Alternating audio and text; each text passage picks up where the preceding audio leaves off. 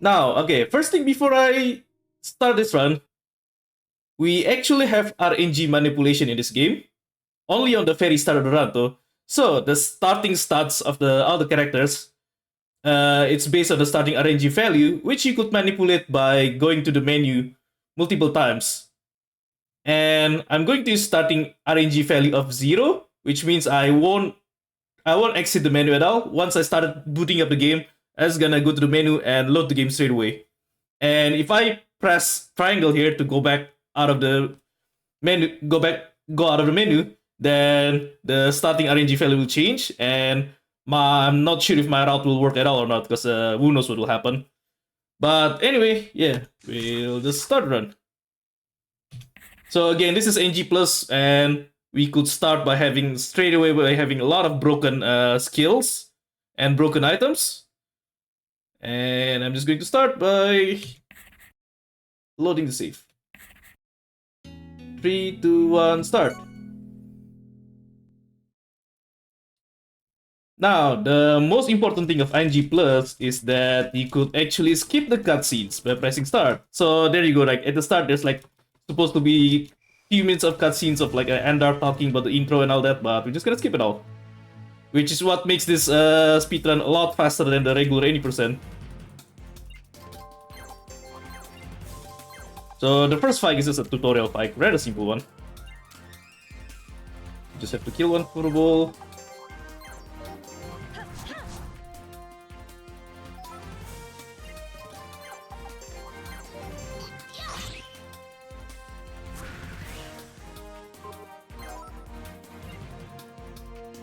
And again, we're just gonna skip the cutscenes.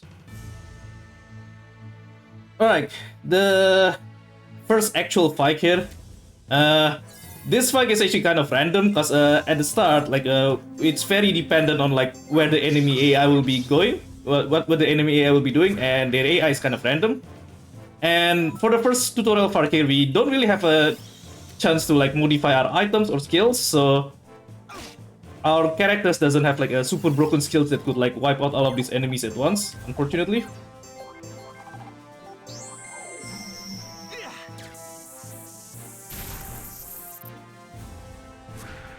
Although we have one small advantage in NG Plus, Seneca by default she have the skill called Battle Lust, and because it's NG Plus, her Battle Lust skill level is already at the S rank, so her attack is quite a lot stronger compared to the regular new game.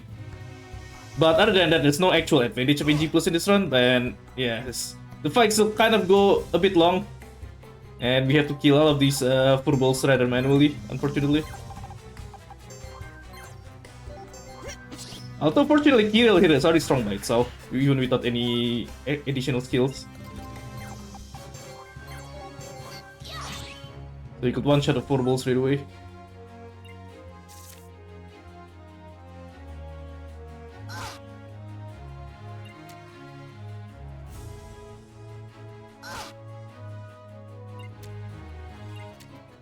Anyway, again, so welcome to Suikoden 4. And yeah, we're starting out with the Suikoden Tactics NG Plus run. Which one did I do?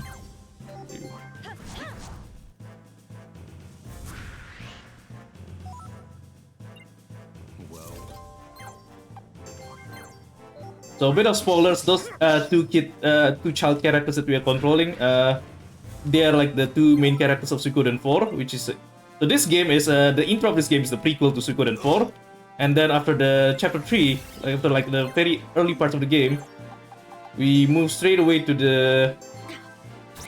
It becomes a sequel of this the Suikoden 4.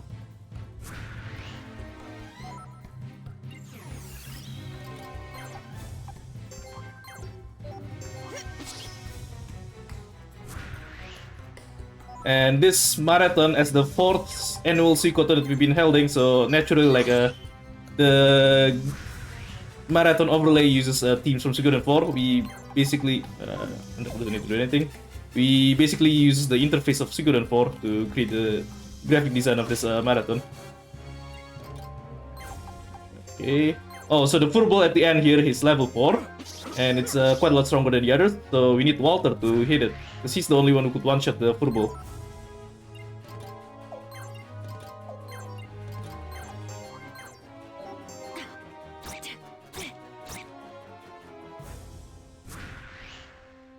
And there you go, tutorial went smooth, I guess. And again, this is NG+, so you could skip the cutscenes.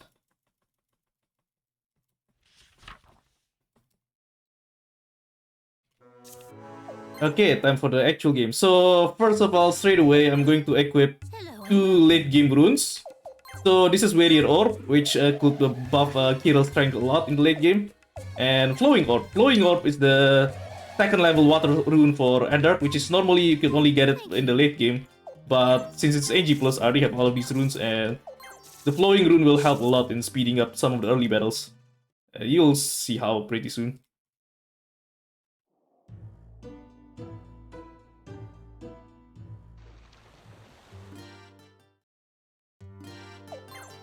Okay, this is the first fight where we see how broken it is in G+.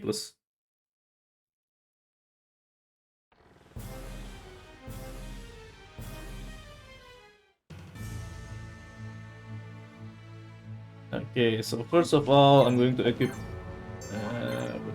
Magic Robe, buff the magic, Magic Hand, buff the magic as well. Now, okay, very important item here, Simeon Spellbook, plus 20 magic. That's a super high number. Yeah, that's an S rank token, which is like normally like it's a reward that you get by getting an S rank in one of the story fights, which is like normally very hard to get. But because this is NG+, I already have all of these items, and Undark Magic will be super strong. Okay, and Seneca will also use some buffs with rare items that yeah, you normally wouldn't see in a regular gameplay. So her attack is not very strong, and I need to buff her accuracy as well with the bullseye. Okay, and there you go, start. See this, the enemy has 29 health, and I deal 111 damage. So that's, what is it, more than 3 times the damage.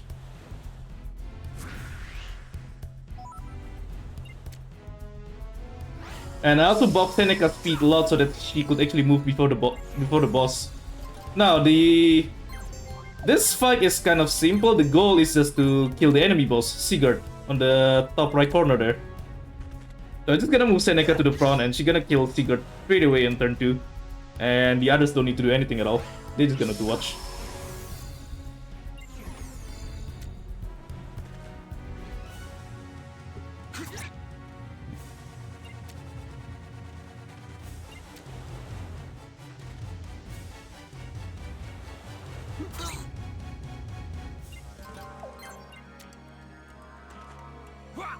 Also, because Seneca wear a late game armor and her defense is very high for the early game, so she only received 1 damage though.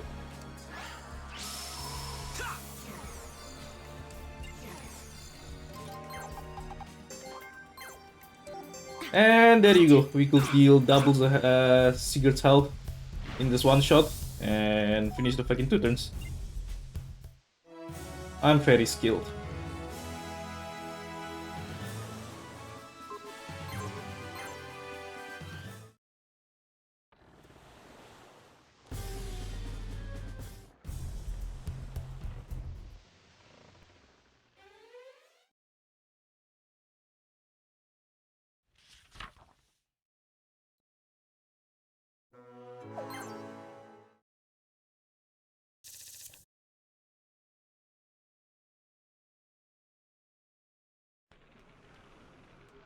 So, the story of this game is that we meet some pirates. One of the pirates have Rune. Oh, okay, never mind. The fight starts. Okay, let's just start this fight. We don't need to do any setups here. And okay, so there's 2 parts of this Night Sea fight. The first part is simple. Like, oh, that's actually kind of unlucky. Brenda doesn't kill this pirate. Okay, this fight is gonna be a bit slower now. So normally Brenda would have a good chance of killing that front pirate, but because he doesn't, so Edgar got blocked. So the goal of this fight is for Edgar, for any character to move next to the cannon there, in that red squares. And because the pirate is blocking me, so I need a backup plan. And here is the backup plan. Earlier I equipped Flowing Rune in Andark, which lets him cast this Breath of Ice, which is it's an area of effect water damage spell. normally you can't access this on the early game, but because I have the rare flowing rune straight away, yeah. And also End Dark Magic is boosted very high with the S rank token, so I could easily wipe out all of those enemies. And now the roadblock is gone. Oops.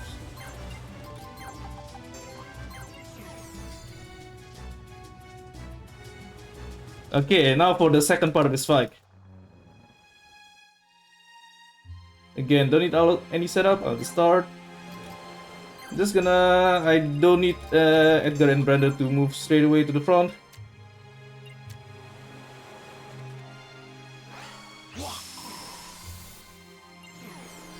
So we have two possible goals in this game. The first is to kill the boss, steal, or if you don't want... Oh, hang on. I forgot something. Let's retry the fight. I forgot. Okay, oh well, I made a stupid mistake straight away. No, that's embarrassing. I forgot to equip something important. The skills. Like... So, because this is an NG+, all of those skills are already at S rank.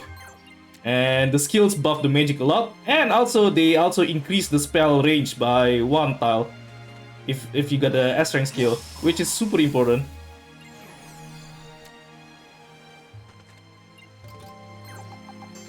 So I have Endark with the S rank water magic skill, and he could cast this Breath of Ice at a rather far distance.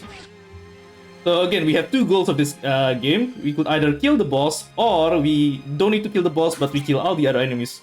So there's a bunch of enemy paras. There's like, what is it, 7 enemy paras that I have to kill. On a regular gameplay, you have to kill these one by one because you don't have all of these area of effect spells yet. But again, this is NG+, I already have access to the Breath of Ice, so I could just wipe them up all at once. There you go.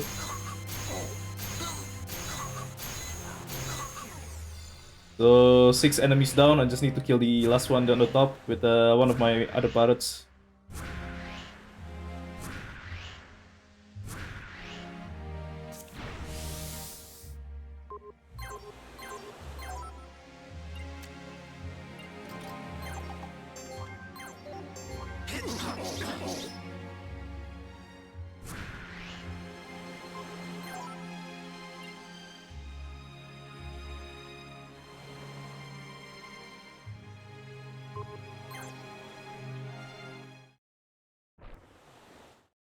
Yeah, I'm sure for all the viewers who never played this game, the gameplay totally makes sense, right? Right?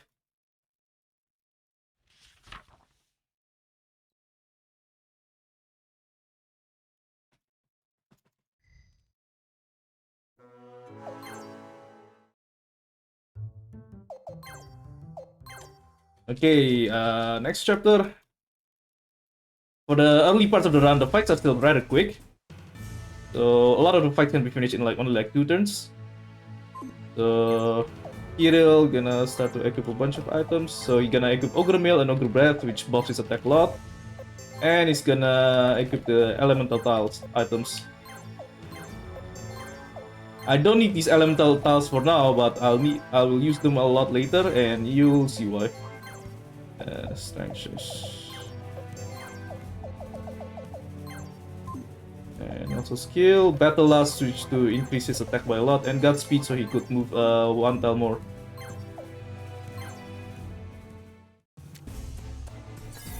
That lightning element is far away. So those elemental enemies, they move randomly. So if I'm lucky, they will just move straight away. But if I'm unlucky, then Kirill will have to move far away to be able to reach them. You know what, I'll actually move. He's gonna use Kirill's. Oops. Damn it. So many blunders. Okay, just gonna use the range attack here just so that Kirill could be closer to the lightning elemental and he have a higher chance of reaching it next turn.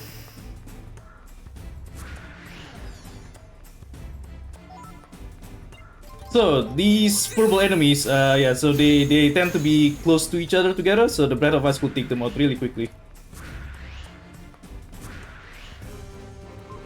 Hey, welcome. Alright, welcome again, guys. Suikoden 4. See you all for 7-7. So, well, I'm showing the NG plus, so I'm going to have like a broken skill straight away from the start, and it doesn't really showcase how a normal gameplay would look like. But it could still be fun to watch though. I think this game, visually, I actually enjoy it. I'm not sure about the others, but I enjoy the game visually, so just watching the game by itself, I think it could be fun. Oops. But anyway, we're just gonna use the spread of ice, which is again, it's a skill that you normally won't be able to have at this part of the early part of the game. But this is AG plus, so we could have the rare flowing rune straight away.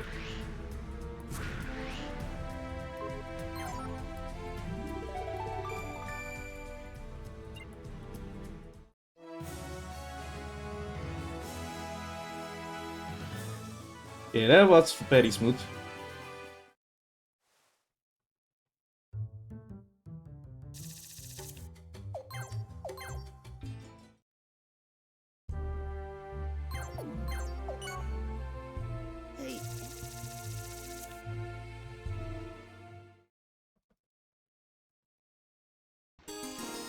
And we got Lelesil. So Lelesil is an NG plus exclusive character. She's rather broken, because like her stat distribution is like really good overall. But anyway, what do I do here? Oh right, I'm going to change Sandra's rune to the Rage rune, so he's gonna use fire spells from now on, and it's gonna continue. Not yet free profile. There'll be more heroes later on. You'll see. I think if you know this game, you could already predict who the heroes will be. But anyway, so this fight is kind of unique. You don't actually have to kill enemies. You just have to reach the finish line. So first of all, what do I do here? Also, I don't want Teneka to be fast anymore. So I'll take away her buffs and I'll change it to the fire element. Anyway, Lelesil. Right, so Lelesil will be the hero of this fight. So first of all, she could wear Hand of God. It's a rare item that gives like super high attack, so she will deal so many damage. But anyway, before that, what do we do? Burial Ring, Merchant Scrap. Also for this fight, I'm going to buff her spell a lot. Also, Flame Mirror and HP. Skill, jump, Godspeed. Excellent. Okay, that should get it.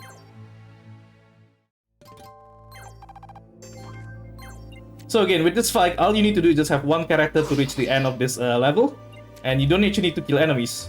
But we will end up killing a couple of enemies just because that they block our path, and it's a bit faster to kill a few enemies as well. But a lot of the times, we're just gonna be ignoring these enemies. So Lelesil, she have the highest movement range out of all the characters we have here, so she could reach the finish line the quickest out of all the characters. So we're gonna have Lelesil move all the way front while the others is gonna. So we have Kirill kill a few enemies just to speed up the fight a bit.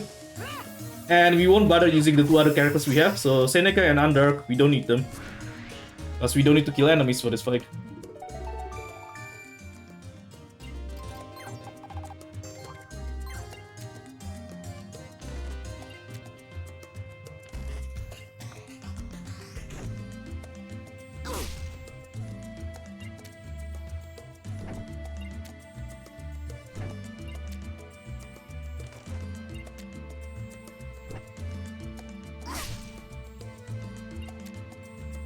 Hello, Smart Pervert. I'm doing good. Hope everyone else is doing good as well.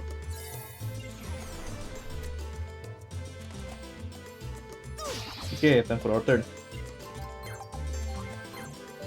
This is gonna have Kirill kill these enemies just so that they don't move to the next turns and wasting our time. It's not really important to kill them though. Now, okay, important part here. Lelesil gonna destroy the rock, and she could move 2 extra tiles if she want to. But I have her stay back for this turn, because if I move her 1 tile forward, the new enemy is gonna spawn. And I want to delay this new spawns, just so that there'll be less animation time overall. So we don't have to watch those new enemies move.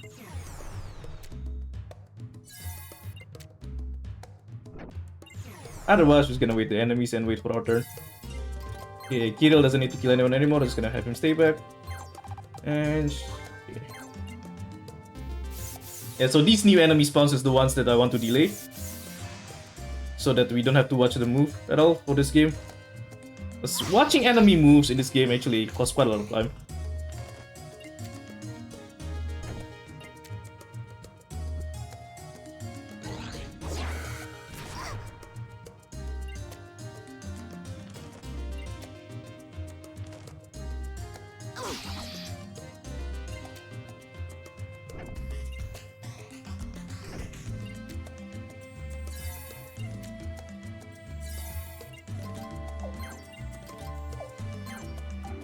Now, another important part. So earlier in the start, I equipped the jump skill on her.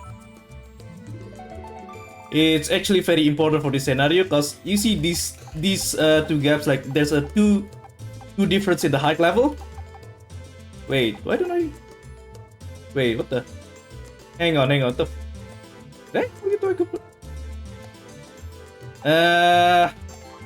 Something going wrong. I think I forgot to equip one of her skills. Did I forget to equip jump? That's quite a blunder. So what happened? Like if I have the jump skill, I could have reached the finish line there straight away. I might have forgotten to equip it. I might have made a mistake there. Yeah, I'm purposely showing that just to showcase like how important it is to have the jump skill. So there's that platform that requires 2 jumps, and without the jump skill, like walking over that platform will cost me 1 movement point, and I can't reach the finish line because of it. I have put it though. I might have made a mistake in the menuing earlier.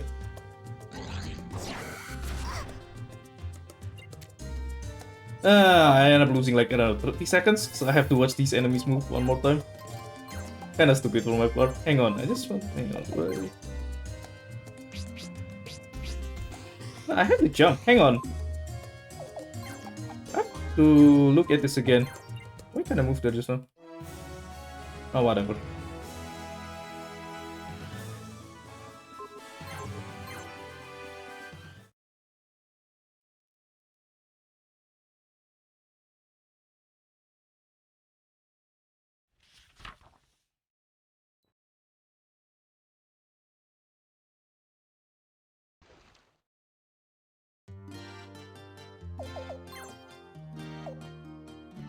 Okay, anyway, whatever. I'm not sure what's going on actually at the end there, but just gonna move on to the next fight. And this is where you start to see like a lot of one of the very broken spell in this game. Yeah, Mbawin, I saw I keep jump, but anyway, okay. So, start of this fight. I'm just going to have Lelesil go to the front straight away and use this fire elemental item. So I move Lelesil to the front because I want to bait all of those enemies at the back to move forward straight away, and most of them will end up moving toward these fire tiles. So one of the fire spells in this game is called Blazing Walls. What it will do, it will damage all opponent that is standing on a fire tile. It's normally not something I could access in the early game straight away, but because I have the Rage Rune, yeah, I could use Blazing Wall straight away, and it's a very broken spell because I could just easily wipe so many enemies by just using all these fire elemental beads over and over. Okay, so now they are all baited by Lelesil. I'm just gonna have Kirill use the fire tiles on the rest of the enemies. So Lelesil unfortunately gonna get killed as well with the Blazing Wall in this fight, which is fine. Lelesil basically acts as the bait in this fight. But Lelesil, she's an unkillable character. So with this game, the optional characters they could perma die, but the story ones like Lelesil, they can't perma die at all. So it's safe for her to die. And as you see that the Blazing Wall straight away kills so many enemies straight away, and just have 2 opponents left.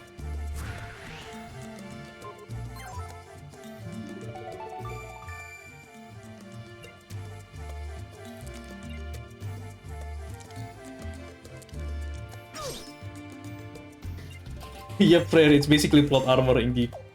That's a bit unlucky. These Bowmans are not on fire tile, so I have to hero kill him. I was hoping that Bowman would have been on a fire tile straight away, so I could just blazing wall on the both of the skeletons. Not this case though. Just gonna have under to blazing wall again on these last skeletons.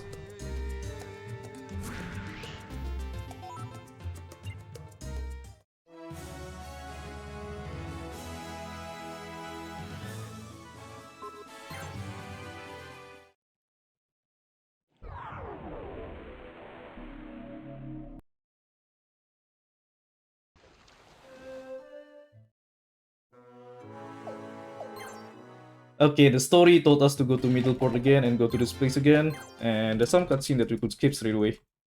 And again, the most important part of NG Plus is the fact that we could do cutscene skip. Because in the regular game, you can't use cutscene skip, so yeah. You could imagine how much longer the speedrun is.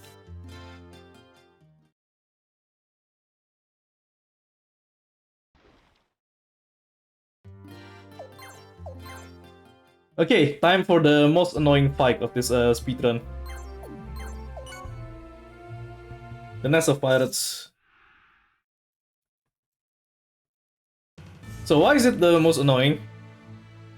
But first of all, I have to do some menuing. Gonna remove her and gonna put Lilies on the front, and I'm going to...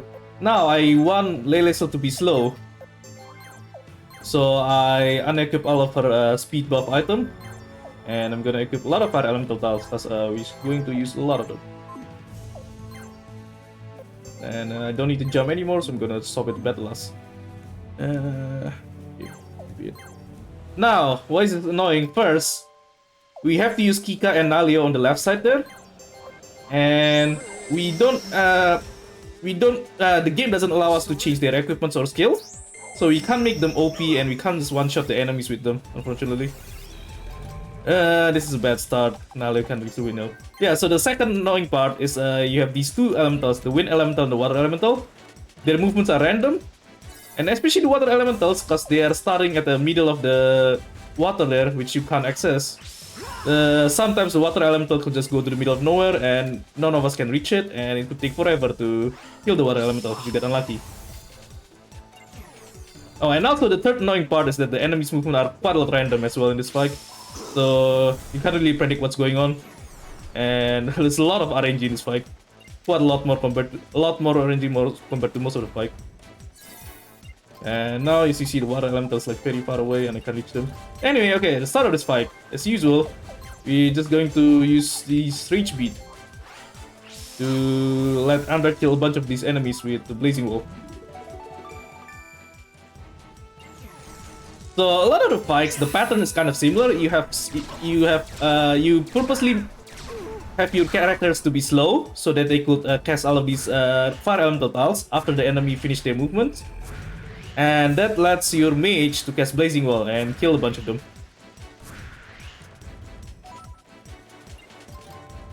Okay, good start. Should I use Falcon well there? Dario doesn't need to do anything this fight. I'll just have Nale kill this Wind Elemental before the Wind Elemental goes to the middle of nowhere. The Wind Elemental usually isn't hard to kill because it normally moves close to Naleo. And okay, good. Okay, good. Alright, good. And the Water Elemental part is actually lucky there because it moves close to Kirill and I could kill it. But now we just have to still kill the rest of the enemies too.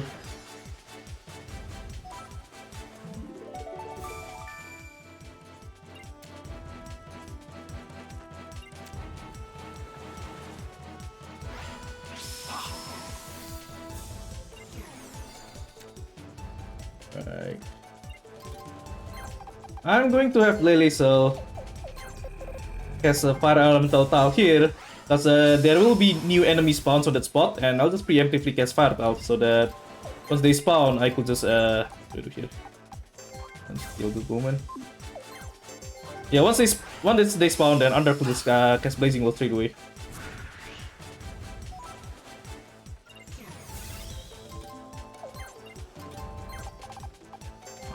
One. Can I still reach this? I don't think so.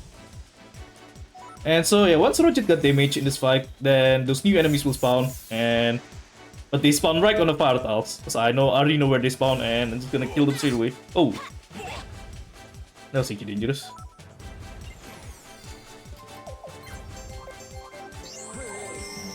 Kirill doesn't need to do anything anymore.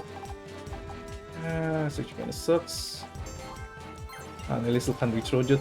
Just one tile off. Sometimes if I'm a bit lucky, then Roget will be in a position where Lele still could reach him there.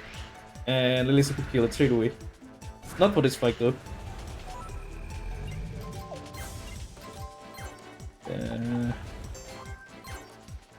Actually, I'll kill this one instead.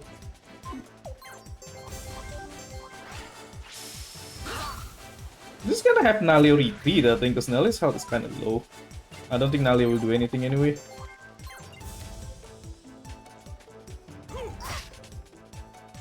Okay, Lele still could just one-shot Roget. So, because Lele still have powerful buff items, then her damage is very high and she could one-shot any enemies here.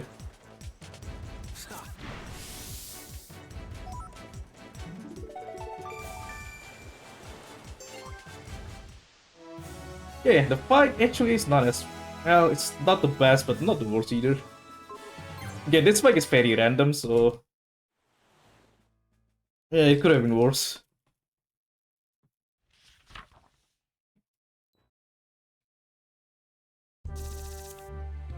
Thanks for the GG goal.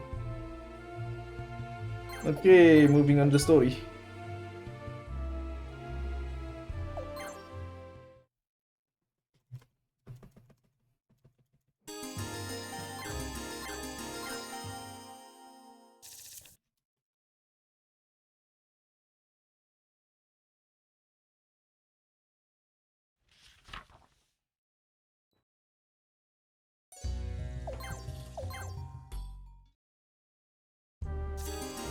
So this is the part of the story where the world map opens up and you can start doing a bunch of side quests.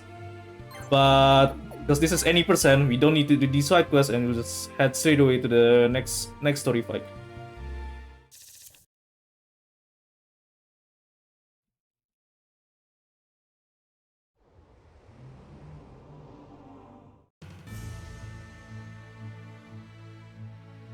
Okay, we don't need Lele's and Seneca here, so we're just gonna swap them with someone else. So Mizuki, I don't actually use her here, but I want to equip her equip items on her cause I'll have to use her for another fight in the future. Battle Slice and Bullseye. And just gonna swap her with Akagi now. Now Akagi is actually useful in this fight, so... Hand of God, so we're gonna buff his attack, so he's very strong. And also gonna buff his speed a bunch.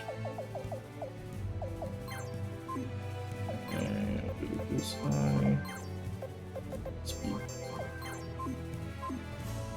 And that's all I need. Okay, this time we have a character that is very fast in Akagi, and we purposely want to move him forward so that we'll bait the enemies in the back. Okay, so this Wind Mage gonna cast Wind of Sleep on Akagi and he'll fall asleep, but that is fine. Oh, this time he doesn't fall asleep actually. But it's actually fine if he fell asleep because the enemies next to Akagi will attack Akagi anyway and woke him up. So the sleep won't actually do anything.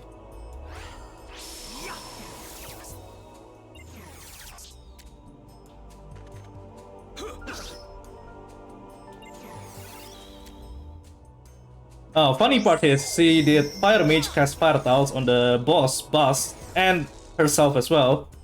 So they're gonna get killed by the Blazing Wall straight away. Because they put Fire Tiles on themselves. Although with this fight, you have to kill every enemy to finish the fight, so just killing the boss isn't enough, unfortunately. And so we still have to do a bunch of stuff here. Gonna cast Fire.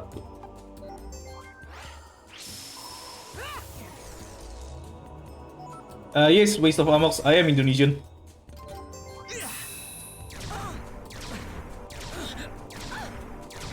Anyway, yeah, so Boss and that Fire Mage in the back die straight away because they cast Fire Tiles on themselves.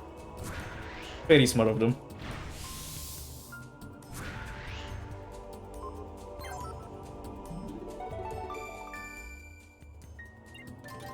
just gonna have Akagi kill this wind mage. And with Akagi moving all the way forward here, it will bait all of those enemies in the back to move forward. And we could have Kirill cast a Partals on them straight away and to wipe them all in 2 turns.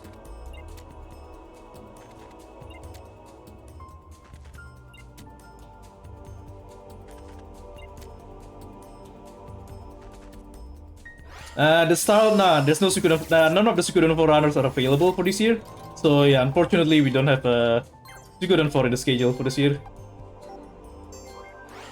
Anyway, they all got baited to move forward, so if Akagi doesn't move all the way forward there, those enemies will stay back and this fight gonna take 1 turn longer. So yeah, they'll just stay back.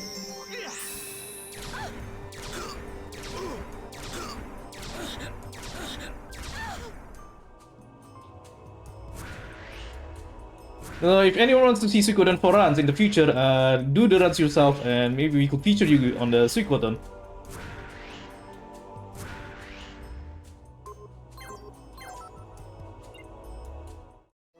Anyway, there you go. So that fight have a bunch of enemies and we wipe them all out in 2 turns only.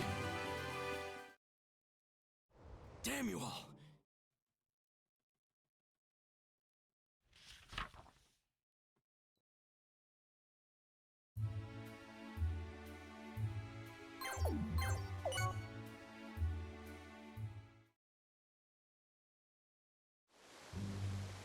Welcome, Zelusi.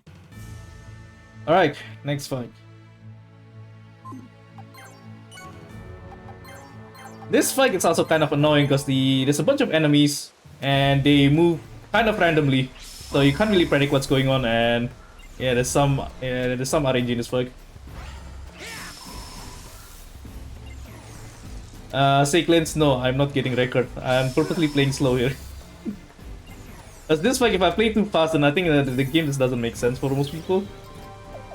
Anyway, so again, just like a previous fight, we're just gonna start with Unwrapped using Blazing Wall, and we purposely have our other characters to be at low level, so they have low speed and they will move after all of the enemies finishing their movement.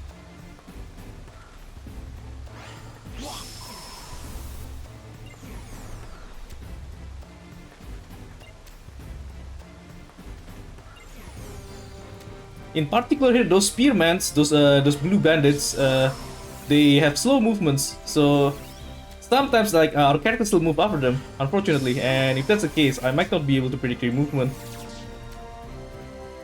and I have to try to bait them and hope they take the bait.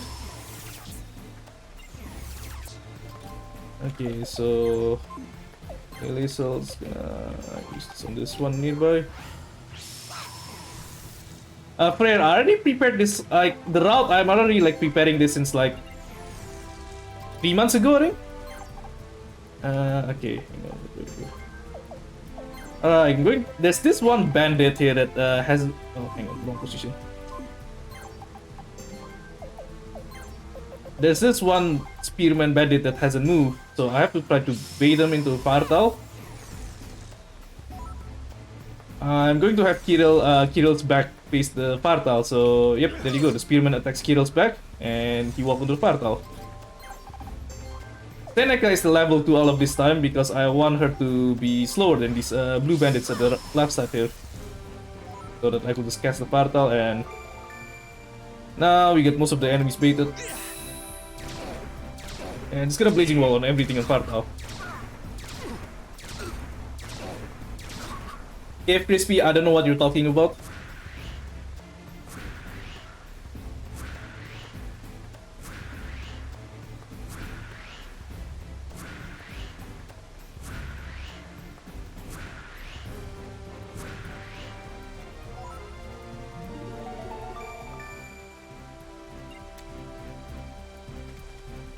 Okay, the second part of this fight is also like, again, the enemies in this fight kind of move kind of randomly, so I still can't really predict what's going on.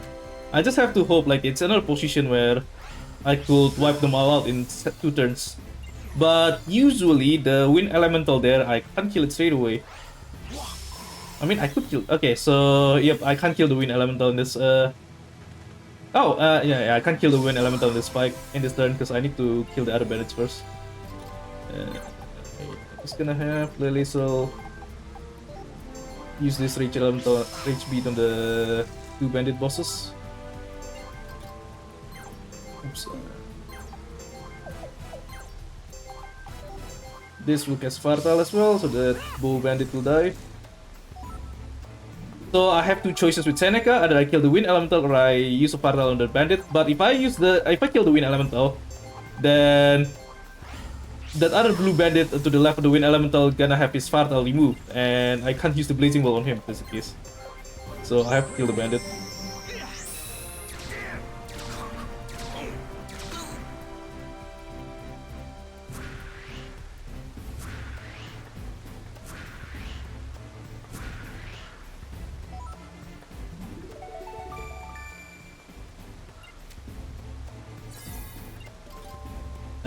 I could kill that elemental with Elemental Kirill, but this is gonna kill it with Seneca instead.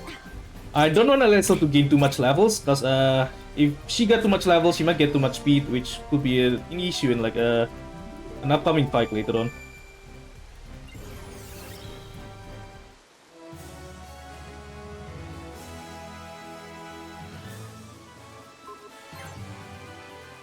Like, it's not the best fight, but not the worst either.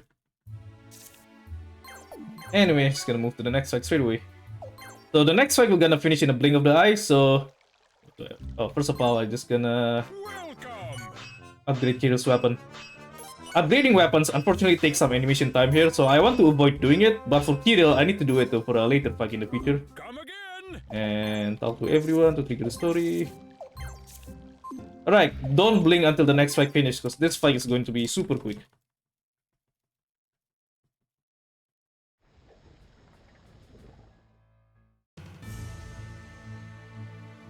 So I'm not even going to do any formation setup. So the only thing we need to do in this fight is to kill the enemy boss. And the enemy boss is a fire elemental. He casts a Fatal on himself. So again, if you see how Blazing Wall works in the previous fights, you'll know how this fight ends. Okay, so what Blazing Wall does is that it damages everyone on standing on a Fatal. And because the boss casts Fatal on himself, I could just use Blazing Wall on him straight away and kill him in 1 turn, without bothering to do anything else.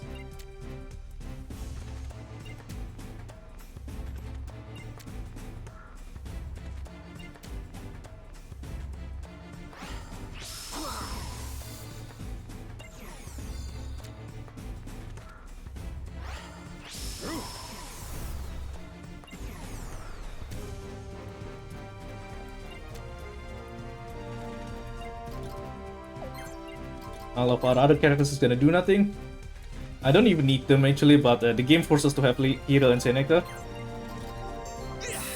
Anyway, Blazing Wall, turn 1, and the boss dies.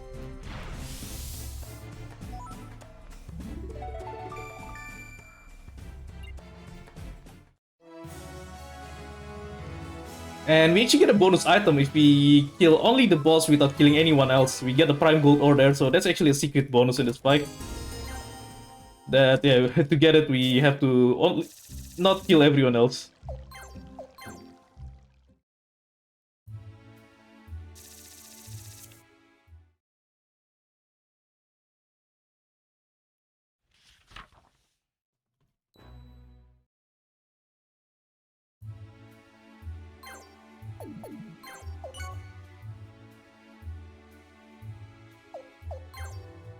Alright, another fight in the LE.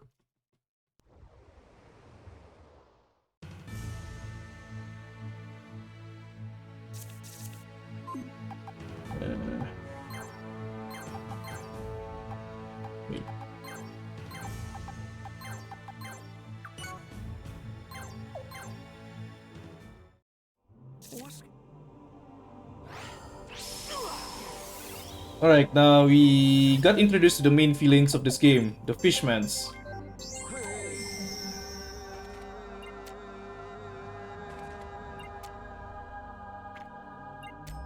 So a bunch of fishes, and there's also some enemies at the platform at the top there.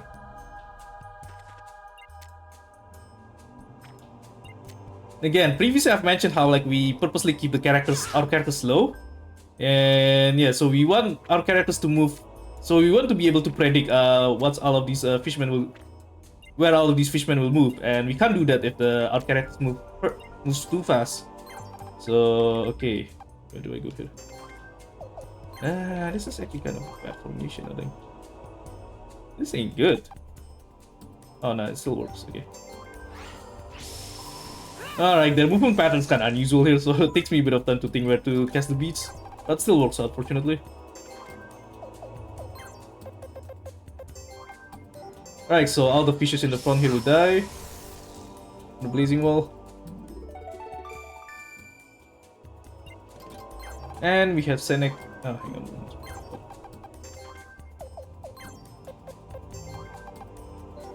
We'll have Seneca cast all of these, the fire tiles on the enemies at the top.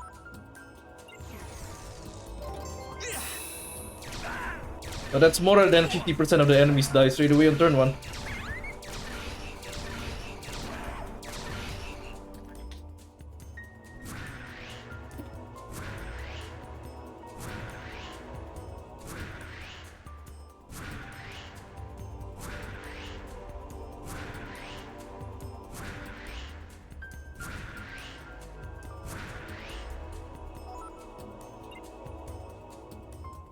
Okay, now there's a new enemy spawn there, those fish mage. Oh, but before we go to that, so we have Akagi and Mizuki spawns. So previously in the previous LEL fight, I equipped some items for Mizuki and Akagi, and the main reason is so that they could get buffed for this fight and they could kill enemies very quickly.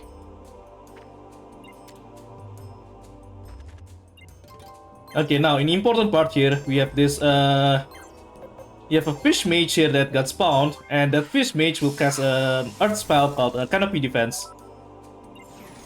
Oh no, it's not. It's called Tangible Child. Okay, wrong name. But anyway, that spell will give one character a magic shield, and because we use magic all the time, that yeah, such a spell could slow down the fight a lot.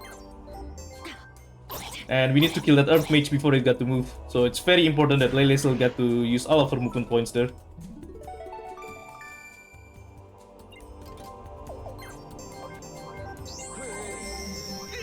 Anyway, we got the Peace Mage and the boss Roget dies, so this fight goes smoothly. We just need to wipe out all the few small enemies.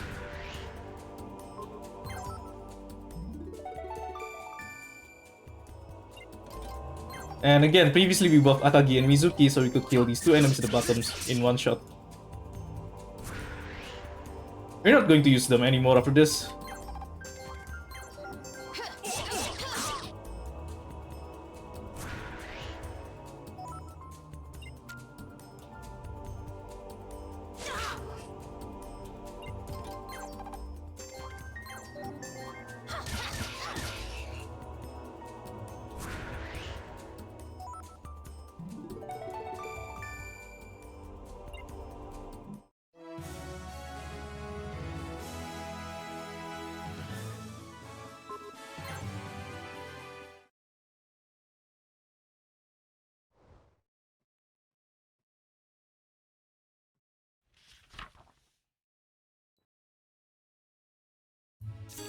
So after this fight, we got a bunch of new characters. We are going to use 3 of these new characters actually. We'll see why later.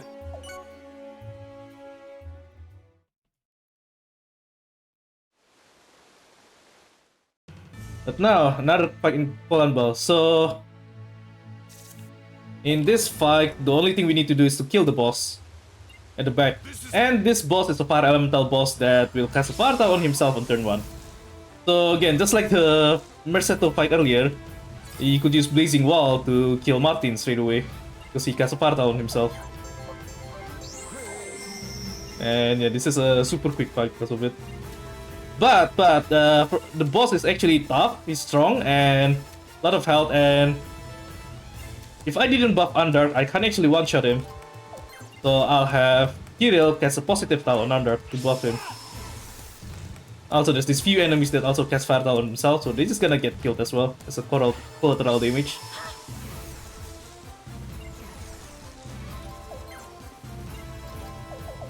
I'm going to have Kirill cast Lightning Tal on Underdark to buff Underdark. So without this buff, then Underdark can one-shot Martin.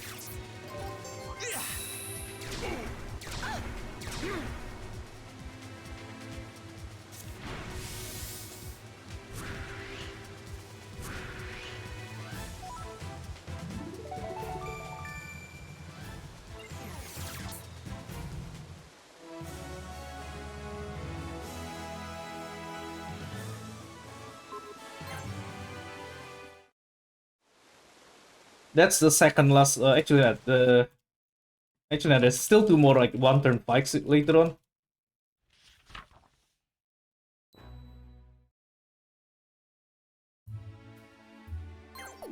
Okay, now time for some long fights.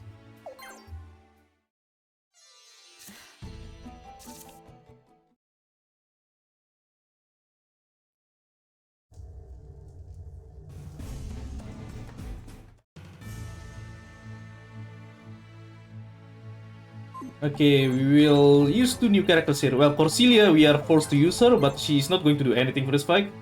Not yet, at least. Now we're going to use Jeremy. So, Jeremy could mount Kankorn. And Kankorn will buff movement speed a lot, which is very important, obviously. And let's see, flame mirrors, water mirror as well, and some rage speed because he's going to cast a bunch of Fartals. And cyclone beat as well, and good speed and blood. And also have to buff his speed. That should be it. Buffy not going to happen because I run this game using emulator. And also, honestly, I don't think that this run suits the ASM. It's fun for an RPG marathon. I don't think it's like a generic marathon like ASM.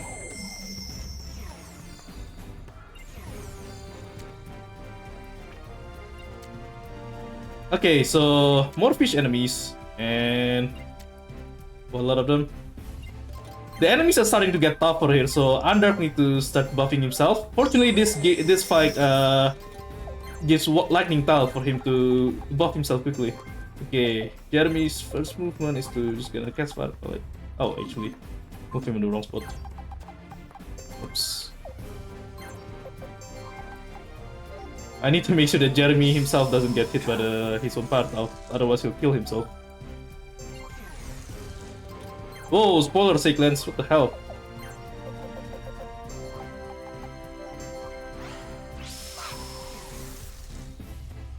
Goats are tasty though.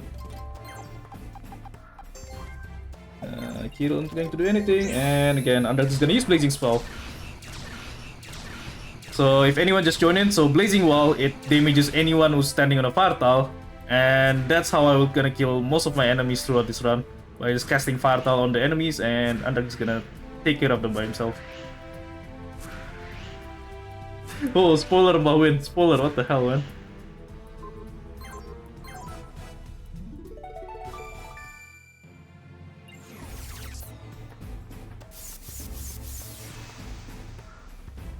I don't understand what you mean, Cyclones. That doesn't make sense at all.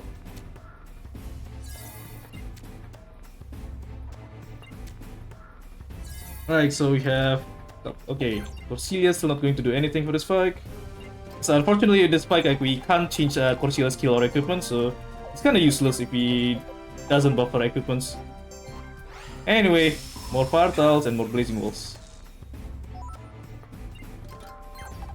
So this one Fishman here that looks different than the other, this guy, he's kind of the boss of this fight, and yeah, he's tougher than others, which is why I have Underk on the lightning tile.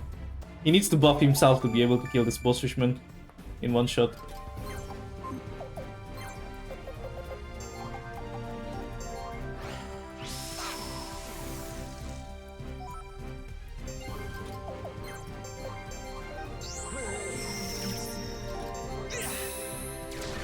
Okay, now every enemies are dead except the two lightning elementals there. So now here comes the random part of this level.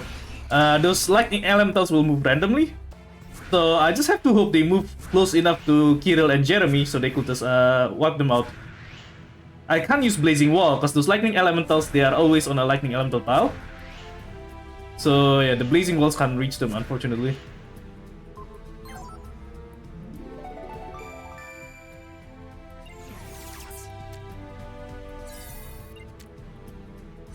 Okay, this is fine, good. They are all reachable. I also equipped some attack buff item on Jeremy just so that he could one-shot this lightning elemental. It's not going to kill anyone else after this, but so that's the only kill he will ever do.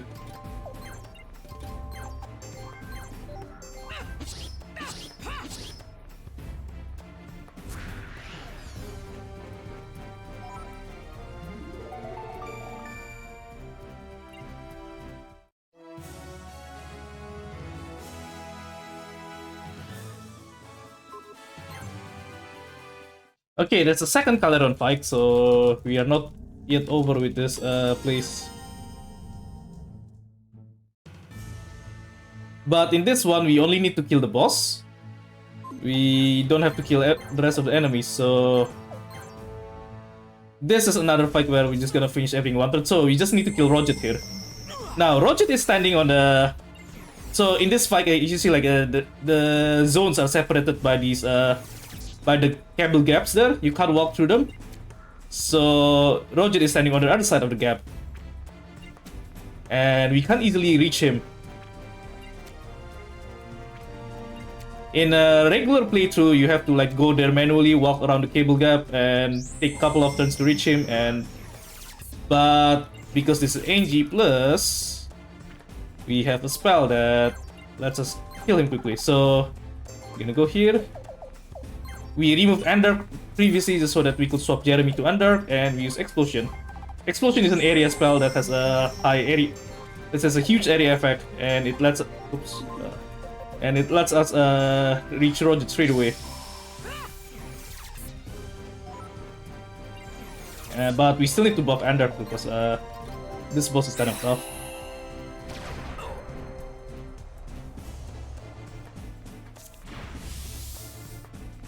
Yeah, this explosion spell you normally need to reach the late game to be able to use it. But again, because this is NG plus and I already have like the Rage Rune, which again you normally only be able to reach in the late game. So yeah, I'm kind of cheating here. Oh, also there's a secret in this fight. You get this magic hand item if you kill Roget without killing anyone else.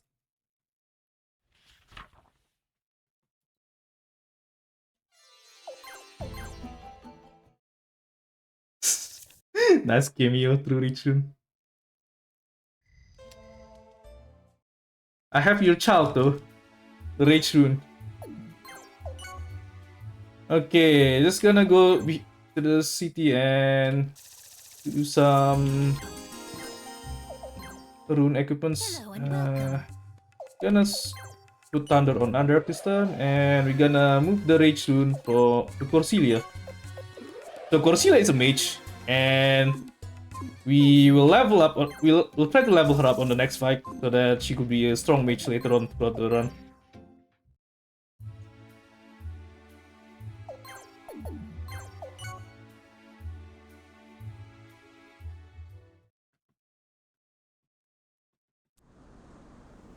Nice try to reach him, nice try.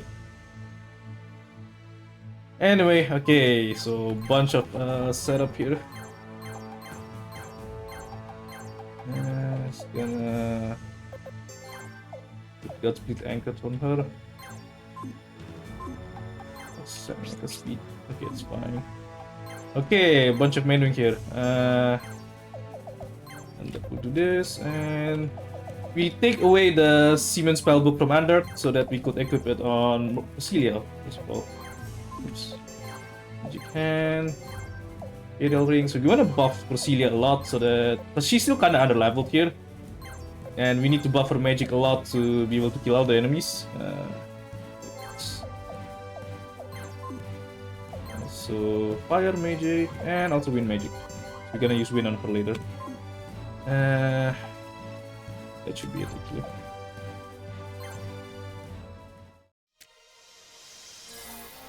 Okay, a bunch of enemies in this fight. Okay, these enemies in the back gonna cast Fire Talk on themselves, so that's gonna kill they're gonna kill themselves, fortunately. But there's still plenty of other enemies outside of these mercenaries too.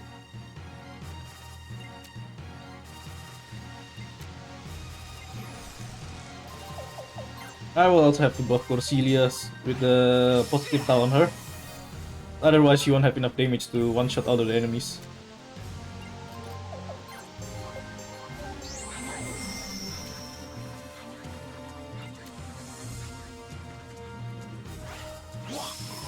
Okay, thankfully that bandit cast a fire taunt on 2 of his allies, so I don't need to cast it anymore.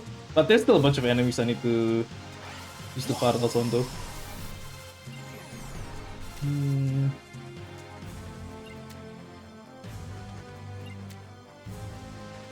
Okay, I have Jeremy on Kankorn, so he could like move very far away and he could reach this bowman straight away. Won't be able to do it without someone on the Kankorn. You also need to move forward, and it's gonna use this.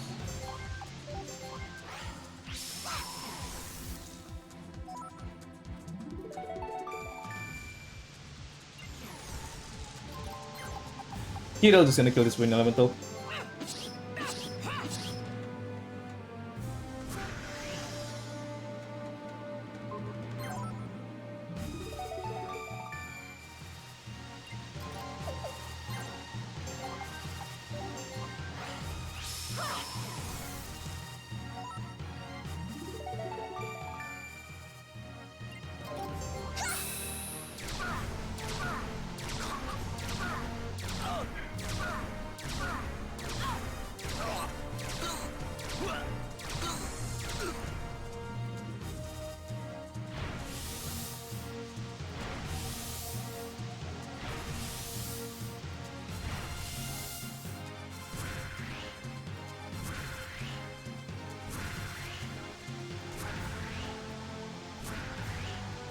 Yeah, unfortunately, like all these animations actually still cost quite a lot of time. Now you see that Cordelia jumped 8 levels straight away from 16 to 24. So she killed a bunch of enemies, and a lot of these enemies are at a higher level as well. Okay.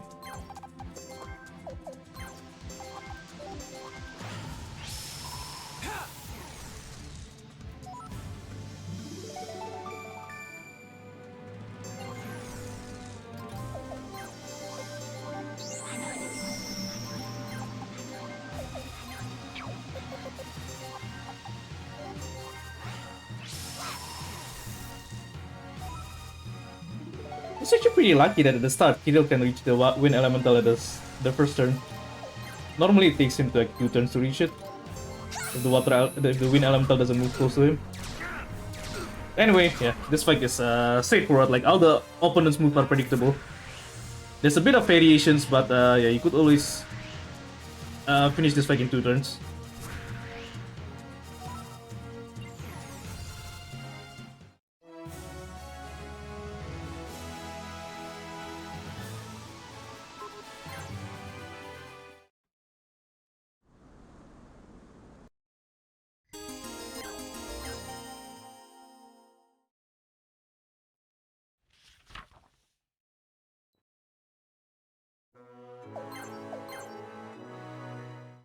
Okay, it's a long fight in the next fight in Haruna.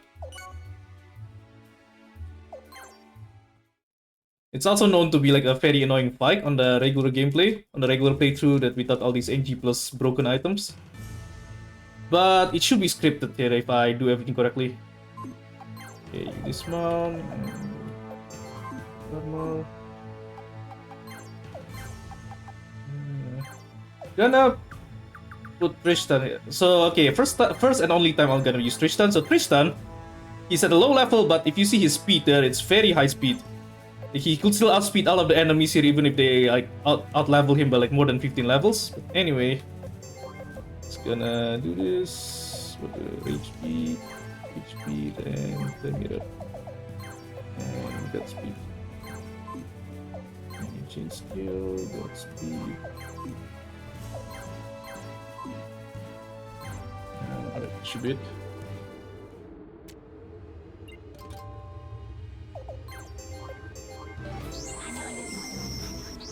So this time, I want to have one of my character that actually moves fast. Because usually I want my characters to move slow, but this time I want to move fast. Because you see this bridge? If I don't, so this bridge only have like one tile here that is like available to walk on. And if I don't move Tristan straight away to the front, one of the enemies gonna move forward and block the bridge, and that will make my other characters unable to move forward, and yeah, the fight is gonna be a lot slower in this case. So I need someone to move fast, which is Tristan in this case, and he's gonna bait all the other enemies to attack him instead of blocking the bridge.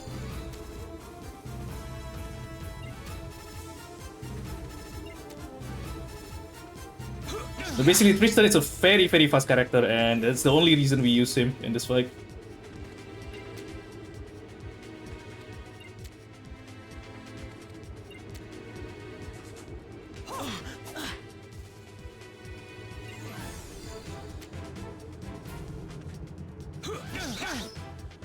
And of course, because it's AG plus, we could equip all of the late game armor on Fishman, and his defense is very high. So that even if he's at like at a very low level, then enemies is still doing like very little damage on him.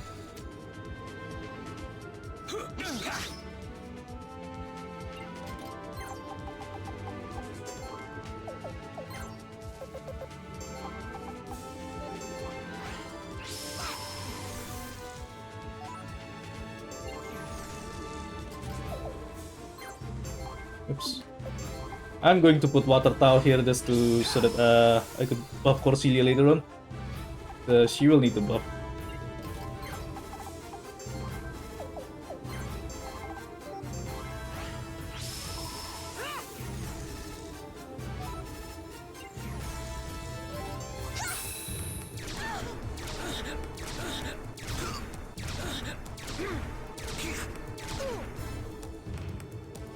Okay, first turn done.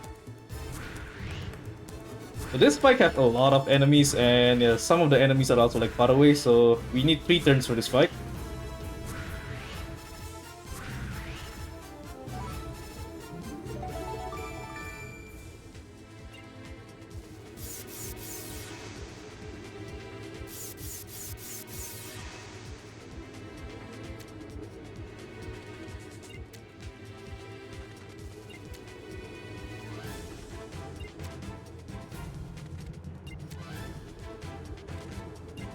Okay, push down, move forward, and he's gonna dismount because I'm just gonna give the Kangakorn to Jeremy on this turn.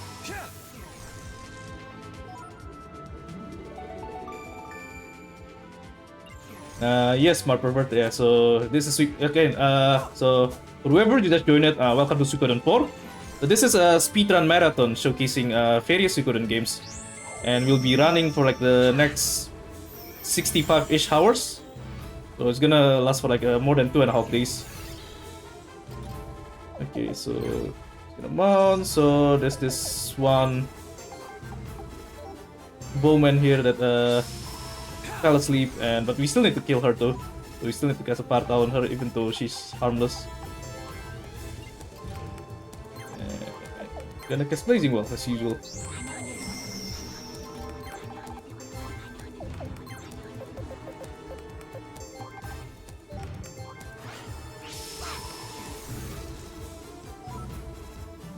And that's the last time Leleisel is going to do anything in this run. I'm gonna have Leleisel face backward to bait an enemy later on. Also kinda lucky that the mage in the bottom corner there, she walks onto Partal herself, so Kirill doesn't need to do anything. Sometimes she will walk out of the Partal, and if that's the case, then Kirill will need to cast a Flame Towel on her.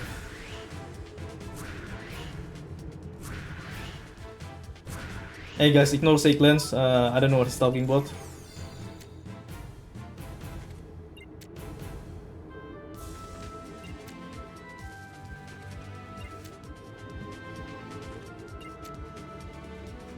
Now we have Leleisel move backward so that we could bait this bowman to attack her from the Fartal. So, because she's already on a Fartal, we don't need to cast any more Fartals on this side, and Leleisel don't need to do anything. Hang on, actually... no, never mind, still fine.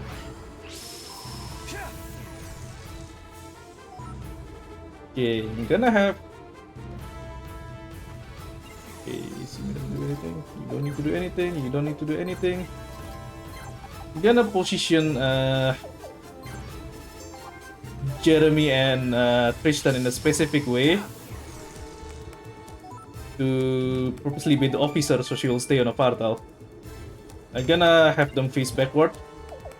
Now the officer enemy there is is very quick, so she could move before Corsilia get to cast her spell, and so which is why I need to position Jeremy there in a place where she will stay at the Fartal.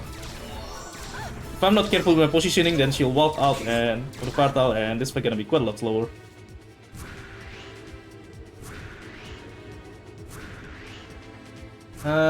Guys, I don't know what this Sakelens person is talking about. I don't know who he is. Just ignore him, thank you.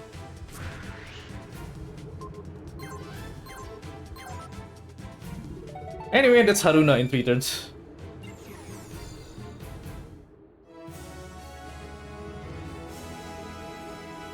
They could try to add 01337, the guy who did the speedrun of this, the new game mode run. How annoying that Haruna fight is.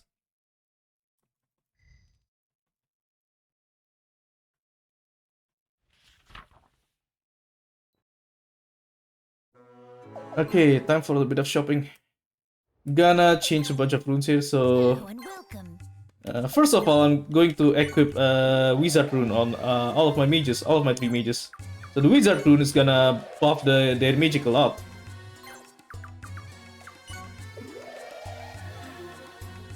And what do I do? I'm gonna equip the Seaman with Fire Rune and Cyclone on Corsilia. So Corsilia is gonna switch from a Fire Mage to a Wind Mage. And Seaman is gonna be our Fire Mage now. The border. Alright, time for the one of the most complicated fights in this run.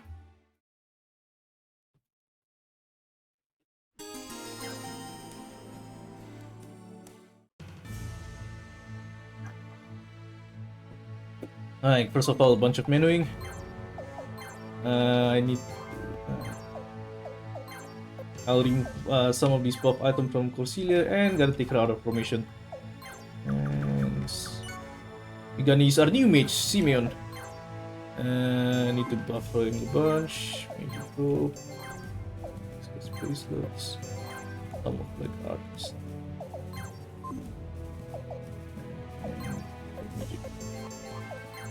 And gonna make him a fire mage. And what do I do now? And I'm going to use this new character called Frederica. So she's very OP. First, she's one of the characters that could equip Hand of God. It's an item that gives very powerful attack buffs. And she's also an archer, so she could attack from a range. And that's another reason why archers are very powerful, but we'll get to that later. We won't see it yet in this fight. Skirmishes. Also gonna buff for a bunch with all of these items, and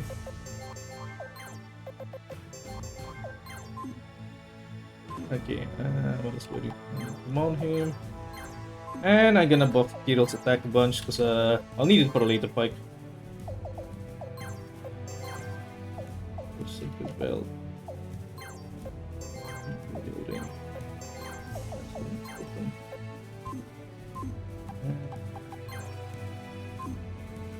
Okay, this should be it. So, in this fight, there's a bunch of there's like 5 different rune cannons. 2 of them are close to us, but 3 of them are like very far from us. So the two cannons that are close to us, I'm just gonna kill one of them with Frederica. She's gonna do a range attack straight away here. Because she has this Hand of God, her attacks is very powerful and she could one-shot this cannon straight away. And that's basically the only thing that she's... Actually, no, that's the one of the 2 things that she's going to do in this fight. Oh, these fire mages are casting fire tiles. What it means, eh? And also, Simeon have the fire rune have this flaming arrow spell that lets you hit an enemy straight away. And because Simeon's magic is buffed a lot, then you could one-shot it as well. So okay, the 2 cannons are gonna get killed straight away. That's easy. But the 3 cannons far away from us, that's the hard part, because theoretically it will take forever for us to reach them.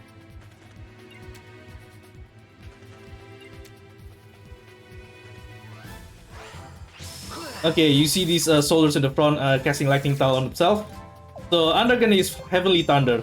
It's basically similar to Blazing Walls, but it applies on the... Right. It's similar to Blazing Wall, but it applies on lightning tiles. So Under is gonna kill those enemies on lightning tiles straight away. And that's the only thing Under will have to do in this fight. Okay, Seneca. Gonna have Seneca talk with Kirill and we'll unlock a coup attack. I'm gonna use like one of the combo attacks in another fight later on. You'll see why.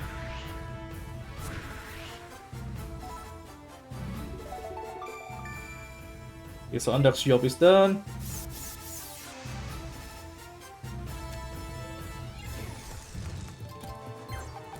Frederica is gonna move here to delay her movement.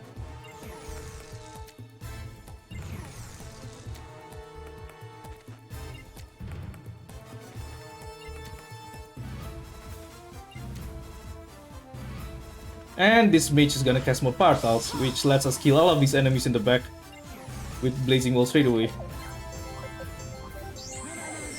Now, in the important part here, if you he'll do anything, nope. Important part, if you look at the third order, Seneca moves after Simeon. It's very important that she moves after, not before, because that will manipulate the third order in our favor later on. It's a rather complicated concept to explain properly, so I made a thread about it on the Suiko source. If anyone wants to read on how I managed the turn order here. But basically, because Seneca's moved after Simeon, so after this, there's gonna be new enemies spawning, and they're gonna move faster than usual. And we actually want them to move faster this time. Welcome some F-Window. Do you remember who Jeremy is? Because I think Jeremy is a character that hardly any players actually remember his existence. Because he's just like a regular guy with a swords. Like there's plenty of swordsmen in this game. And in Suikoden 4, he's also like one of the random unremarkable characters as well. So I think not a lot of people remember Jeremy's existence.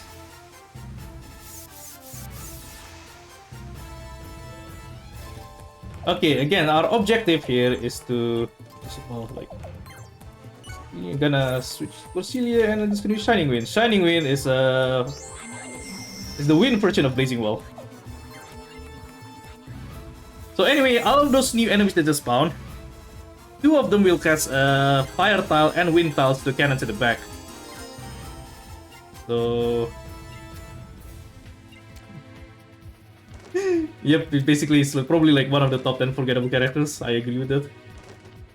But anyway, okay, so these bowmen, they're gonna do something very important. So they're gonna cast Wind Tile on here on the cannon, and that lets my Corsilia Shining Wind to kill the cannon straight away. And same with this bowman, she gonna cast a Fire Tile on the cannon in the back. So those cannon is gonna get killed by the Blazing Wall as well. Basically, with the 2 of these cannons, we don't need to reach them. The enemies is gonna kill those cannons for us.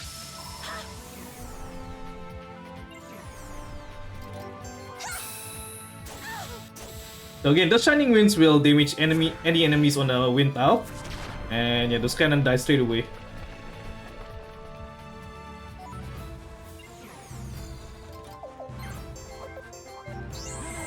And Jeremy is going to do the last rage beat on this cannon. And there you go. The last 2 cannons now have fire tiles on them, and the Blazing Wall will kill them. Good one, Penance Arcana. Who here remembers characters like Gretchen or Wendell or Ameria?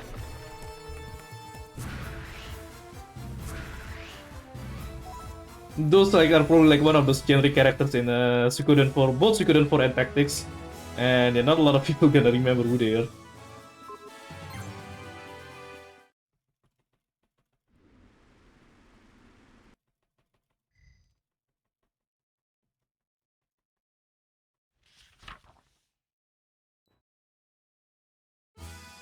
Okay, gonna upgrade some weapons. So we need to have Kirill have his strong physical attack later on. So I need to buff his weapon level. So does Frederica. So I'm going to use Frederica's physical attack a lot. And that's it. I'm gonna go to the next fight.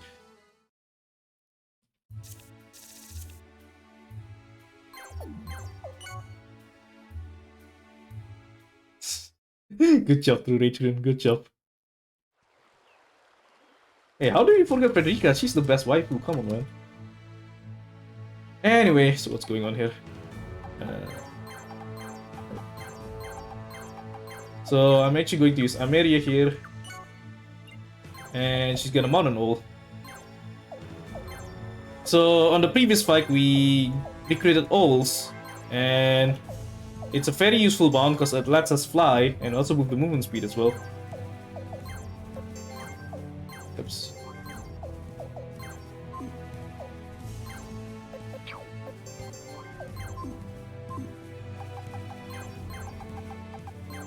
And I'm gonna switch to melee. Another All Rider. You'll see melee a lot in like the regular any percent run, but in this run you only gonna see her in this fight. She's gonna be an All Rider just for one fight. Oops.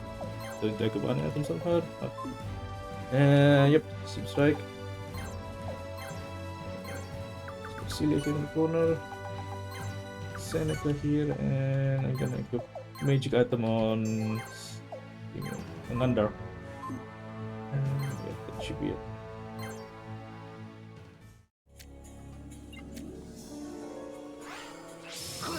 Anyway, there's a lot of enemies in this fight, and the place is large.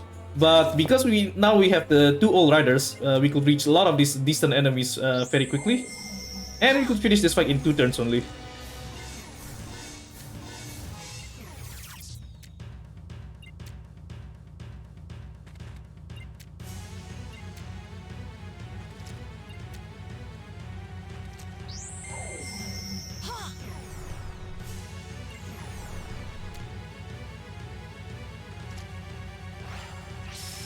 I'm not going to use Blazing Wall this time, like all those other fights, but I'm going to use Shining Wind. And I'm going to cast Wind Tiles instead this time. Oh yeah, Bahwin. This fight has a unique music. I'm not sure why they use it just for this fight, but it's a rather epic one. Okay, yeah. So I'm going to set up a coup attack against the enemies in the front here. You'll see why soon. I could just kill those enemies in the front with Shining Wind if I want to do it easily. But instead, I'm gonna set up the Dying Wish coup attack. Okay, Kirill's in formation as well. Now I just need Seneca to move in formation. But in the meantime, I'm just gonna have Ameria cast this Wind Tile so that Shining Wind will kill them. Melee don't need to do anything yet, but it's important for... Okay, now... So, Coop is set up, and... Kirill is at a low level, and in the next fight after this one, Kirill is gonna have a duel with a strong enemy. And to have it consistent, we need Kirill at a high enough level. So, we buff his level by killing 4 enemies straight away at the start.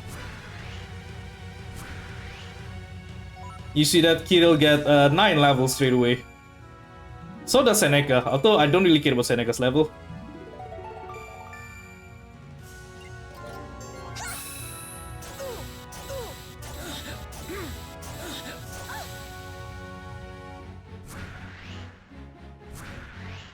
And the funny thing about this run, because almost all of the kills are done by mages casting Blazing Walls like this, like all of the other characters will remain at low level because they hardly kill anyone.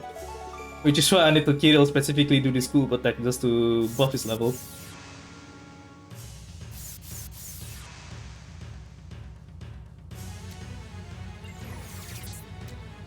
Okay, now we have 3 enemies staying on Lightning Tile there, so it makes it convenient for us to use Andar's Heavenly Thunder.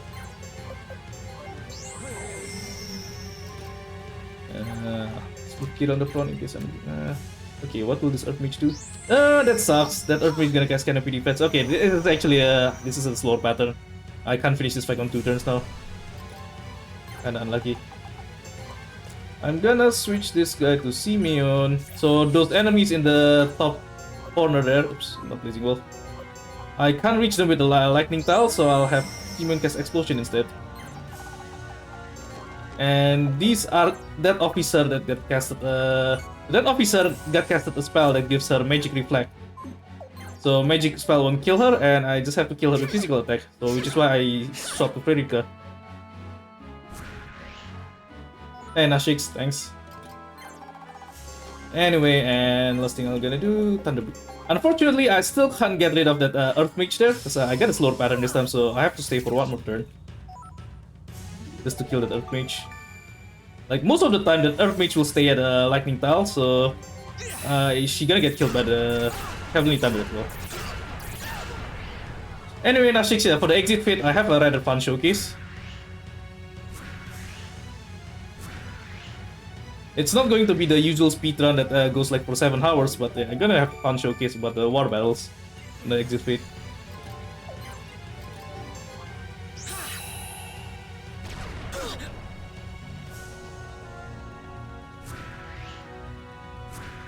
Also, one extra thing about this fight, you don't need to kill Martin. So if that Earth Mage would have died already, then yeah, this fight would have been over. Okay, let's have Kirill move here, and normally I don't need Kirill to do this, but yeah, unfortunately I get the slower pattern this time.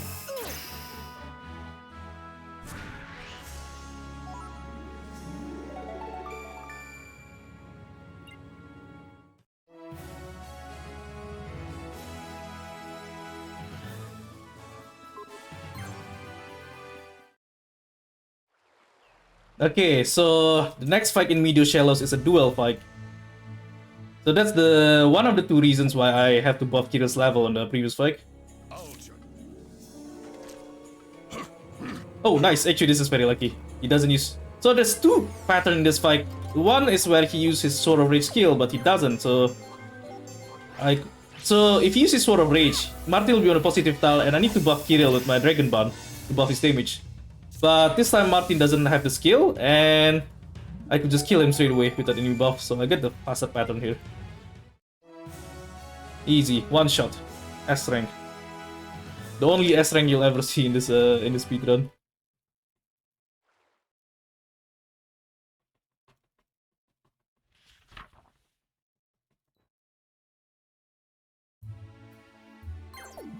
Okay, Graska is gonna be... I think it's like the longest fight actually.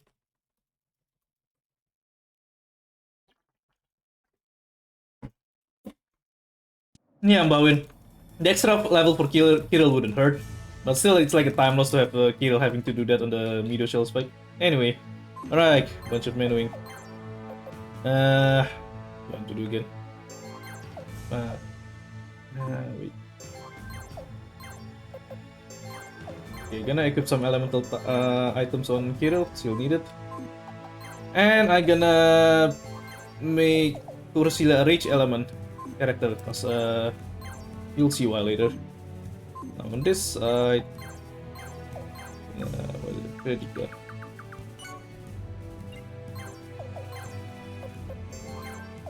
Burial ring, Simeon, and also Jeremy. Michael.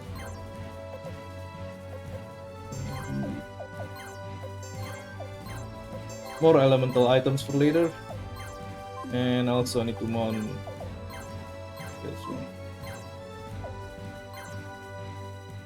Okay, so this is why Frederica is super powerful. So a bow, an archer with a harp rune have this area skill that lets her damage a bunch of enemies at once. And because Frederica can equip a Hand of God and have super strong physical attack, she could one-shot all of these fishes before they got to move.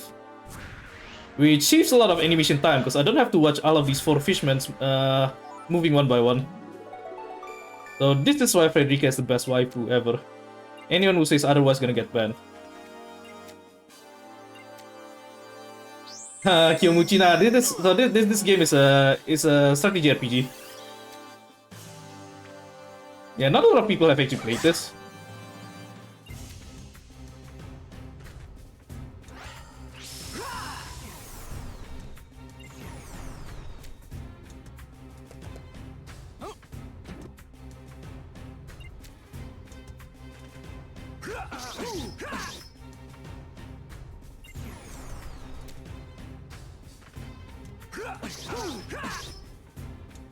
Yeah, if you like Suikoden, I'll recommend playing this. It's a rather fun entry in the Suikoden series.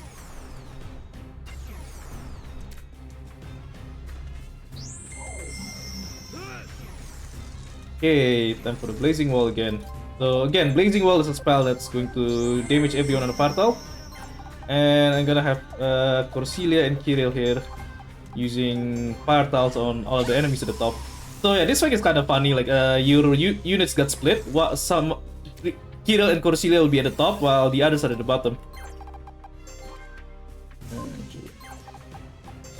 Now, I don't need to use Kirill at all anymore. So I'm gonna have him stand on the far tile as well and let him get killed by the blazing wall. So that I don't have to watch him doing something on his turns.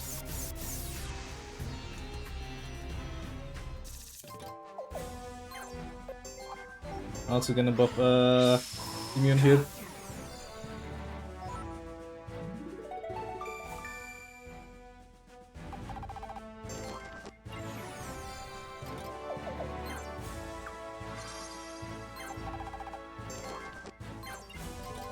Okay, so the first wave of enemies are dead now.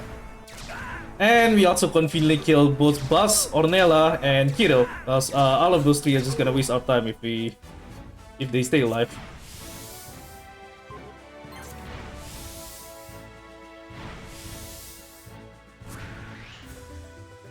Hey Bloody Fiesta, so I'm going to showcase that PSP game as well on this marathon tomorrow. It's gonna be a long one, because it's I'm going to do 100 stars on that run. Okay, now for the there's one more enemies I gotta kill soon. Yeah, we have this one enemy's level over at the bottom, so I'm just gonna have Predika kill it straight away. Lino and those obel soldiers that got spawned will do nothing, but we can't conveniently kill them, so we just have to watch them doing nothing, unfortunately.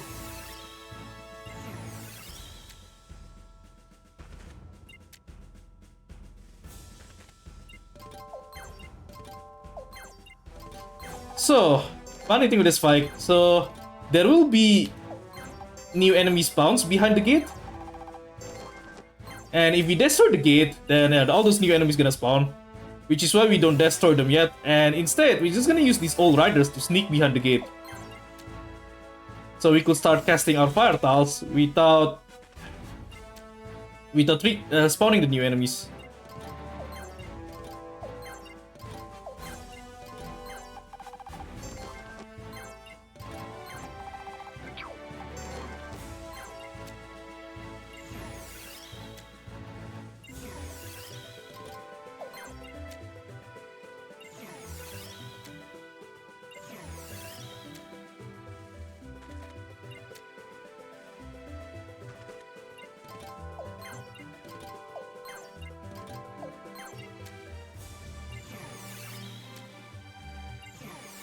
Now, the funny thing is, these fishes, they will do nothing before we destroy the gate. So even if like Jeremy and Ameri are like very, very close to them, we are still safe, because for some reason the AI just gonna do nothing before we trigger the new enemy spawns.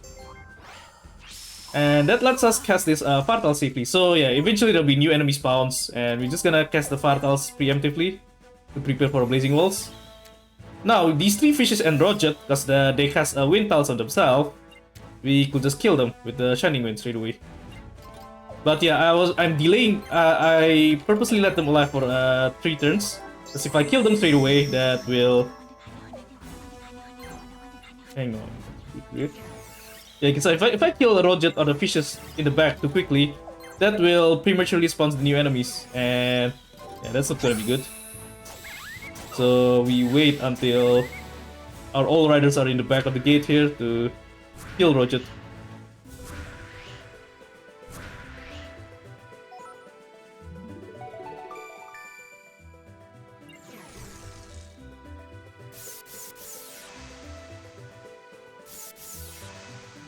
So Roget is dead, but there's gonna be a dialogue by him triggering here.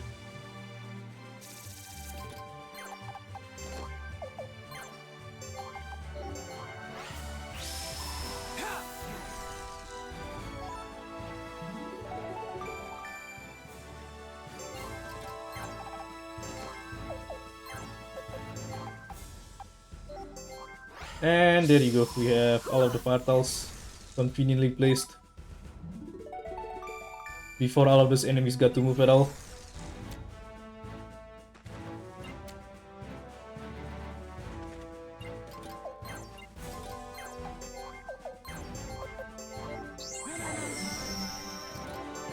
If you remember, Corsilia is still on the fire tile as well. Yeah, I purposely put her on a fire tile because I changed her element to fire, and that will buff her spell. But unfortunately, that also means that Cordelia got hit. Collateral damage, but that's fine. Cordelia is like a story character, so she can't perma-die.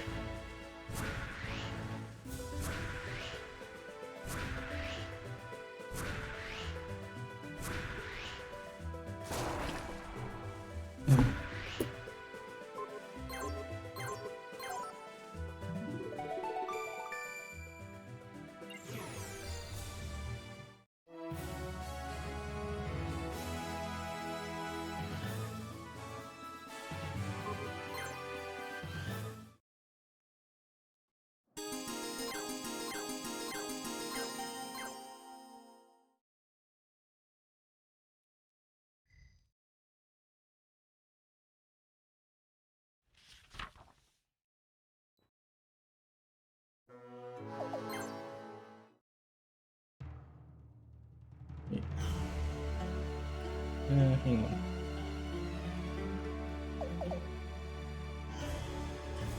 Okay.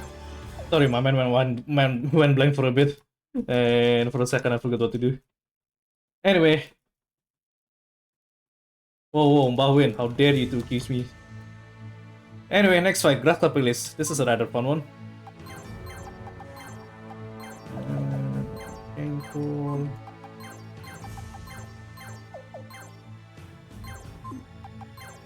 Use Ender, it's the lightning mage. Alright. And we're actually going to use Lino. Because he's not fast. Hang on, what do I... Lightning mirror.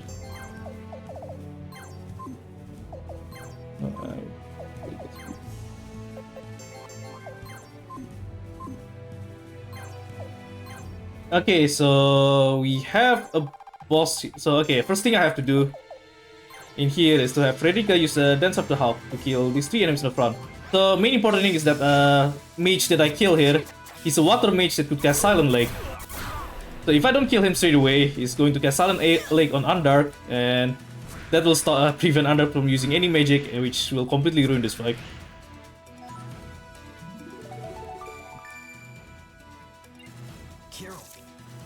Now, that Eye Fish boss, so I have to kill that boss. Plus, there's like 2 rune cannons in the back, which we haven't seen yet. But yeah, there's 2 rune cannons in the back that I have to kill. All of those are the other side enemies, like, you don't need to kill them, but we're just gonna kill them anyway, because it's gonna be convenient to kill them. So, funny thing about this fight, all of the enemies are at water element, so they're gonna start this fight by casting a bunch of water elemental tiles. Which is costing quite a lot of animation time, unfortunately, but we just have to watch them. Unfortunately. Kyomichi, we have the remaster to look forward to after they delayed, so yeah, who knows how long will it take. And we have Euden to look forward to as well. Alright, now, Thunder is the opposite of water, so... Oh, first of all, he's gonna move here. So yeah, I'm just gonna cast lightning tiles on all the enemies, because to get the kill on the Eye Fish boss. Okay, did I reach? Okay. To get a kill on the Eye Fish boss, I need to make sure that the enemy is at a negative tile.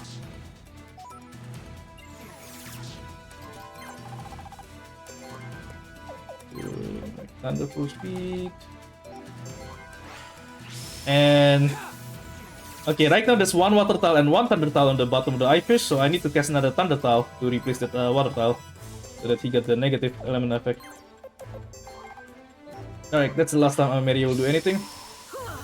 And now most of the enemies are covered in thunder tile, and it's gonna get killed by the Heavenly Thunder. So those 2 rune cannons at the back, we have to kill them as well. So it will take 3 turns for us to reach it, unfortunately, because yeah, we don't have like a quick way to kill them from far away. Unlike this one, where we could just... Unlike this Eye Fish boss, where we could just cast a lightning element on them.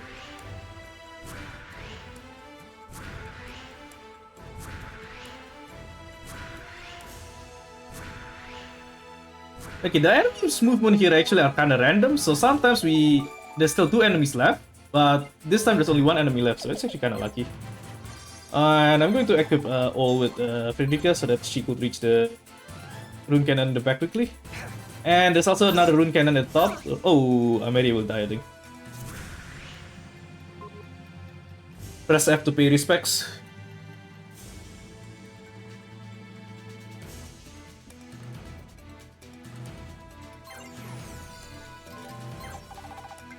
Anyway, yeah, so Lino's gonna be the second person to gonna kill this. Nah, you know what? I don't actually need to kill that. So yeah, Lino gonna be the second All Rider to reach the rune cannon.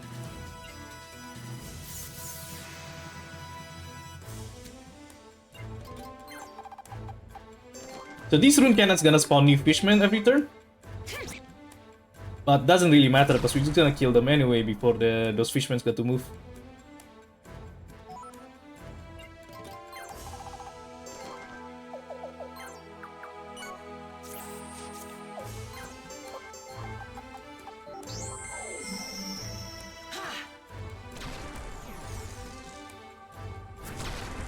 Oh, hang on. Wait, what's the timer stuck? Hang on. Is my last split crashes?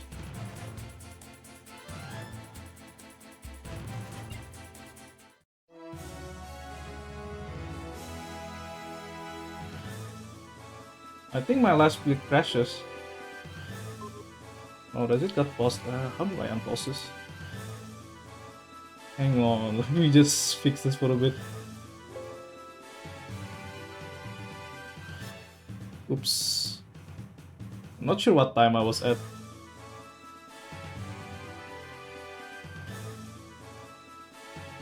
I think it was 141 something. So I'm just like not sure what happened with the live split there. I think I accidentally paused it and I'm not sure what's the hotkey that I have to unpause it.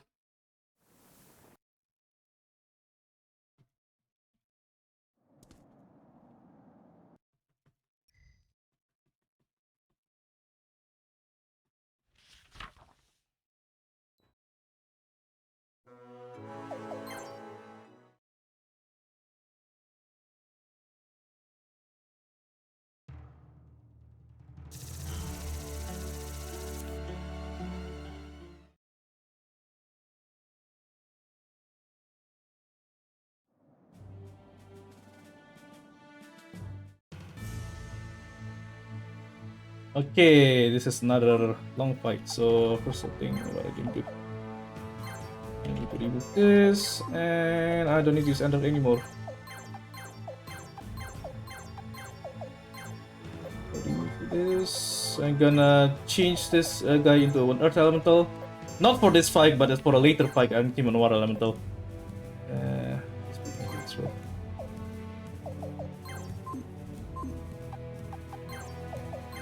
Gonna change this into Thunder Elemental for another reason.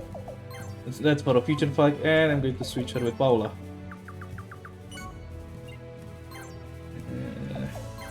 Iskas Bracelet, this is for later as well. Oh, and also got speed.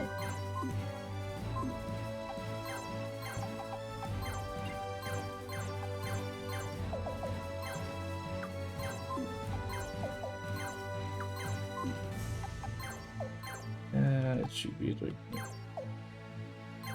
Alright, this fight lets you use 10 characters, but I only need to use 5. So, Paula, the only reason I use her here is to have her be... But Paula is very fast, so she could be faster than all of these enemies. And... that lets Frederica to move all the way to the front and kill 7 enemies straight away. So again, Frederica's Dance of the Howl is a very, very strong skill, combined with her very strong physical attack as well. And yes, having to watch 7 enemies move one by one is costs a lot of animation time, so it's very good that we could kill them straight away.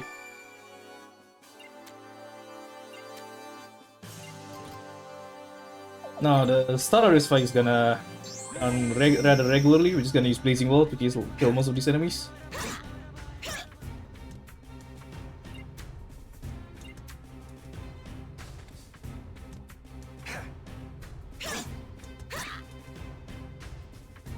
I think I'm gonna die, but that's fine.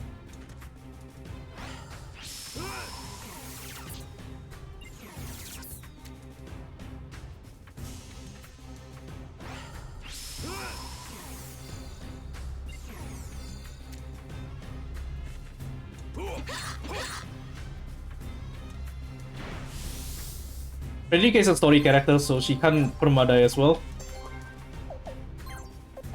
So it's fine for her to get killed.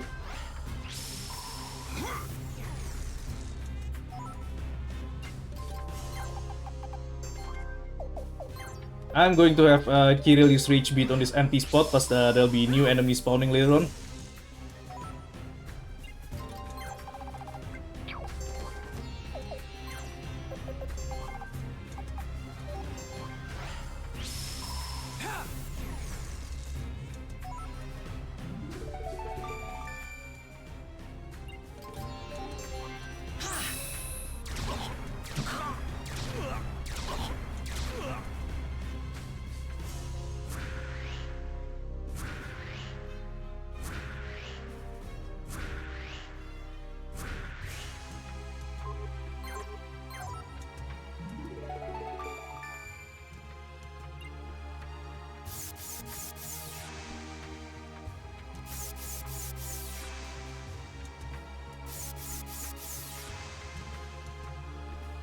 Okay, if I'm lucky, all of these old riders are just gonna move themselves to the portal. So they're just gonna kill themselves by default without me having to do anything. There you go. I'm going to use this Earth Beat on Simeon. Give him positive tile. It's not to buff his damage, but it's to improve his casting speed. Because the enemies are fast, and there's a small chance that Simeon gonna get outspeed by them if he tries to cast a Blazing Wall without the positive tile. But anyway, so this fight still goes as usual. I'm just gonna use 3 Fire Tiles and use Blazing Wall.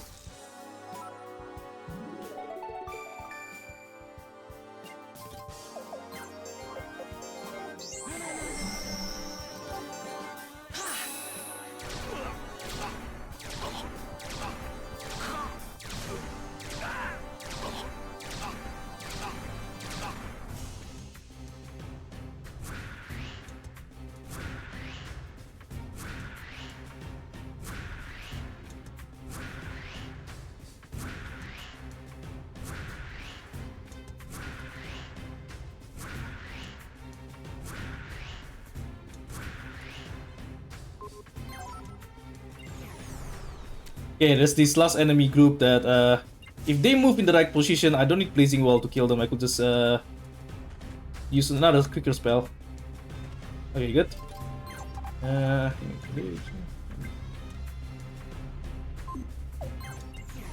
just gonna use Jeremy instead.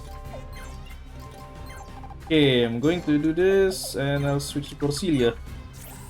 Because all of those enemies are rather closely together, I could kill them all with the shredding instead of using Blazing Wall. Wait, oops! Whoops, I didn't notice that, okay, I was trying to be fancy there by using the shredding, but I didn't realize Corsilia got outspeed. Well, now this fight is gonna be a lot slower. Because I was just trying to be swag. No, that's quite a blunder. This ain't good.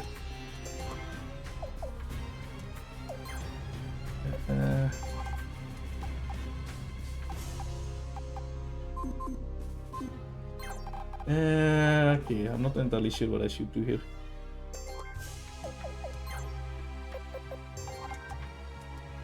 Okay, this is gonna kill 2 enemies at least. Rip Corsilia indeed.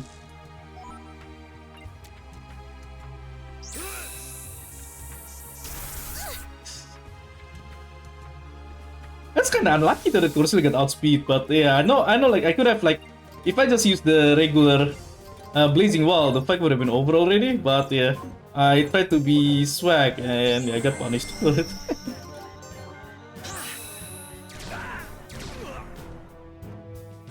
But anyway, don't be sad for Corsilia. She deserved it. She's like an 11-year-old girl, but in this run, she already murdered, I don't know, 20 people at least. She's a very evil person. Ooh, Breath of Ice. Oh shit, I think Linus. How do I gonna reach the... Oh crap, this is gonna be very, very slow. Oh no, Kirill is like very, very far away.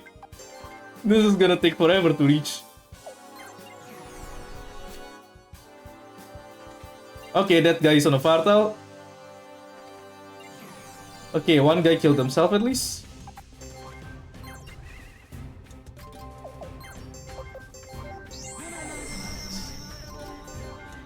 Yeah, I'm just gonna want to give a bit of entertainment, alright? It's not fun like if everything is scripted and I kill the enemies on plan all the time. Yeah, Clef, there's no need to rush on a speedrun, that's true. Can I reach this guy? Okay, I could get the HP. Okay, this should be fine. Kirill's gonna be dead as well.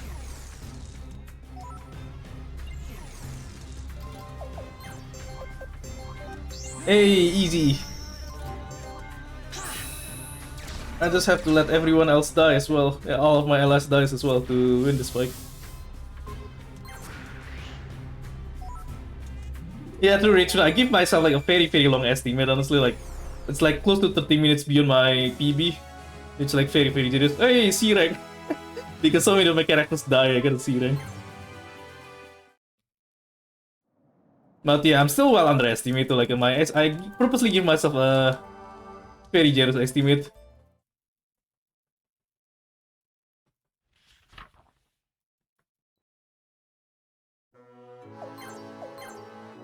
C Pogchamp.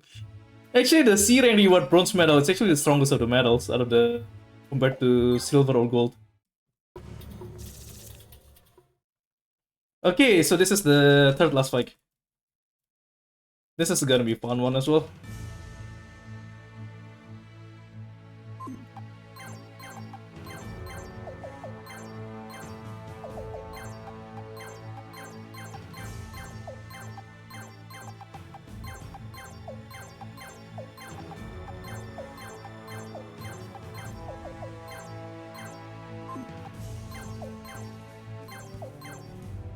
Okay, so the only thing you need to do in this fight is to kill Iskas, but Iskas is very, very far away, as you see there. So it's gonna take me a couple of turns to reach him. And in the meantime, I have a bunch of enemies I have to deal with here. So with this fight, if you kill more than 7 enemies, new enemies will spawn, and that will slow down the game quite a lot.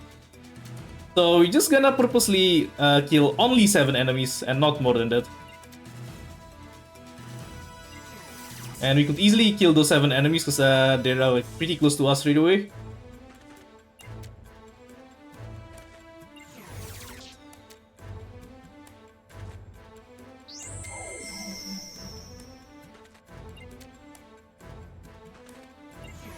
Okay, this is an annoying pattern. So, hang on. Okay. So what I'm going to do is I have both Corsilia and... Okay. So both Corsilia and Simeon is gonna do kamikaze attack here. It's just gonna cast the spells on the enemies and themselves.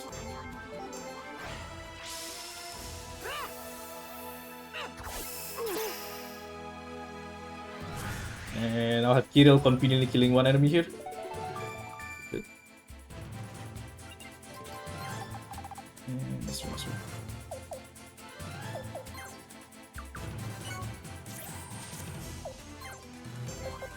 Wait, not this one. Should I do this one or nah? This one's good. Kinda unfortunate I can't kill that swordsman the top there. Anyway, I purposely let Simeon and Corsilia kill themselves as well, because I don't need them anymore after this. And it's faster. There's a faster animation time if I don't have to watch your turns. But the one thing though for this fight, I need Kirill to survive. If Kirill dies, then we lose this fight. So I need to make sure Kirill doesn't get killed. And I have a few tricks to avoid the enemies here, which I will showcase later soon. But now, first thing, Paula. So I equipped this item called Iskas bracelet on Paula earlier. So that item gives her immunity to some debuffs. And these small rune cannons, they could cast debuffs on her, like sleep or silent, like casting a sleep, which gonna be very dangerous. And but with the Iskas bracelet gives her immunity to that status, so I don't need to worry at all about those small rune cannons. Right, so that's the 7. So that's 7 enemy. Also, another little trick here. I have Kirill bypassing these platforms in the middle. So these platforms require two jump stats to bypass. And that spearman in the bottom, he only have 1 jump. So he can't bypass those platforms.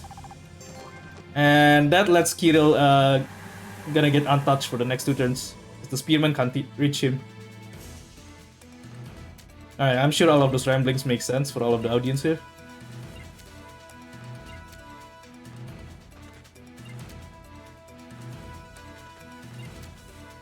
See, those spearmen can't reach Kirill, because the spearman can't bypass those platforms. The Kirill is gonna move away, and now time for the kill. So I'm going to switch Paula to Frederica. I'm gonna mount on all. And I'm gonna have her use Dragon Bond to give her Berserk stats, buff her damage.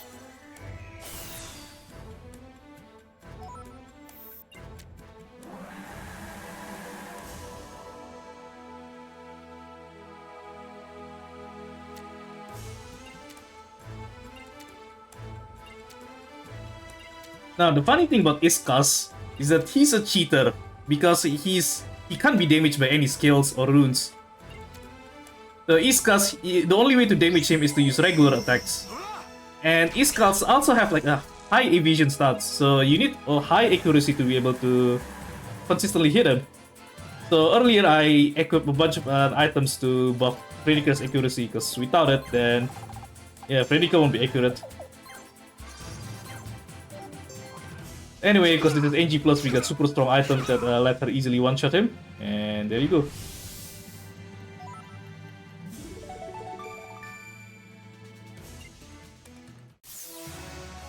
Alright. This run, there's not a lot left to this run actually. So the next 2 fights are gonna be very quick. So don't blink before we actually stop the timer. Alright, so we're gonna remove this guy. So we only need to kill this boss, Iskas, in this fight. He's a lightning elemental, so first thing I'm gonna do, I'm gonna cast this earth tile to debuff him.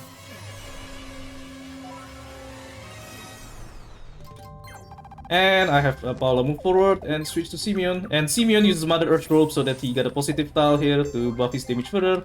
And he's gonna kill one-shot Fishkas with his flaming arrows.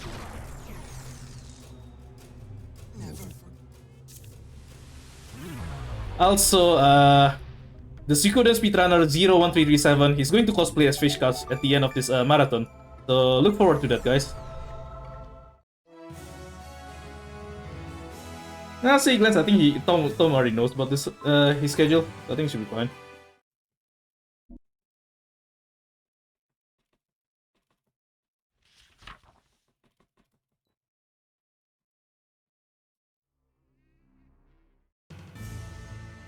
Okay, the last fight. So this is a duel.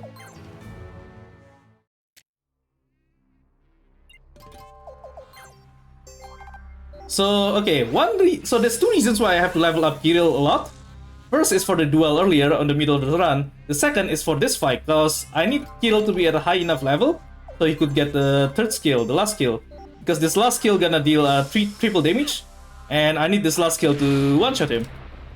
And now this is the final skill, where it's the final cutscene where it's revealed that Kirill doesn't get any fish in this world because he was born from someone in this world. And the person is Yon, who is now not mute because she's in her home world. In other words, so Yon is Kirill's mother basically. Yon got accidentally summoned to the real world alongside the giant tree, who's the source of all rune cannons that got summoned before Suikothon. And Yon met Walter and eventually had a child named Kirill, and Yon and Walter traveled the world together to search for a way for Yon to return home. And now, Yon and Walter invited Kirill to stay together with them in this world, but Kirill refused to return and returns to his back in the real world. Vanished from our Also, world. also, the evil eye is Uber's father, Of course, and Celia Kirill is thought Pesmerga. hard about the choices The end. before her. Eventually, she decided to let the Kuluk Empire collapse. It seemed to her. And the so best that's choice she could Suikoden make Tactics at the New Game time, Plus. both for her and for her subjects. It's a rather easy run to do actually, And so the curtain fell on the chain of events. because connecting you the have cannons. broken skills straight away. You could one shot the enemies like almost all of the time, and In time, quite a lot of the fights have like she could even it's kind of recall what scripted. had Like if you do happened everything right, the fight always goes the same way. So before. if anyone wants to do Meanwhile, try to a chill strategy RPG run, then this is actually a decent choice because helping the needy it's pretty easy to do. Denmark and the others. And we also allow emulator on the leaderboards. So yeah, you could use emulator to access this run easier. Years went by, but Kirill did not age like the others. He remained ever youthful in appearance. And so again, so that's Suikoden Tactics. So welcome to Suikoden 4. This is just a start. We're gonna have a lot more. We still have like probably more than 65 hours of contents to look forward to for this weekend. So next upcoming run is Suikoden 1 100 Stars by Tom88. He's gonna show one part of this run is he's gonna showcase a very interesting new glitch that lets you level up a character to level 99 straight away. I suppose he simply does not want to be found. I have come to believe this more and more strongly. Simeon, who joined me in my search, seems to think so too. I plan on searching a little longer, but if I still do not find him, I shall return to visit you for a time. I also made a short trip to Kuluk, or should I say, the land that was once Kuluk. My disguise was much better this time, so nobody recognized me. Some villages have been absorbed into the Scarlet Moon Empire, while others have been abandoned. I do not yet know whether I made the right decision, but the people seem content. At least I can find solace. And thanks for the GGs, guys. Yours truly. Oh, also one thing I have to mention, huge shout out to the old Suikoden veterans at Suikosource, such as KF Crispy here on the chat. He's a very iconic figure in the Suikoden community, including Suikoden Tactics, like yeah, people like KF Crispy or Vulcan Ranch. I'm not sure how to pronounce his name, but anyway, yeah, they are the ones who like figure out a lot of like the little details behind the Suikoden Tactics mechanics.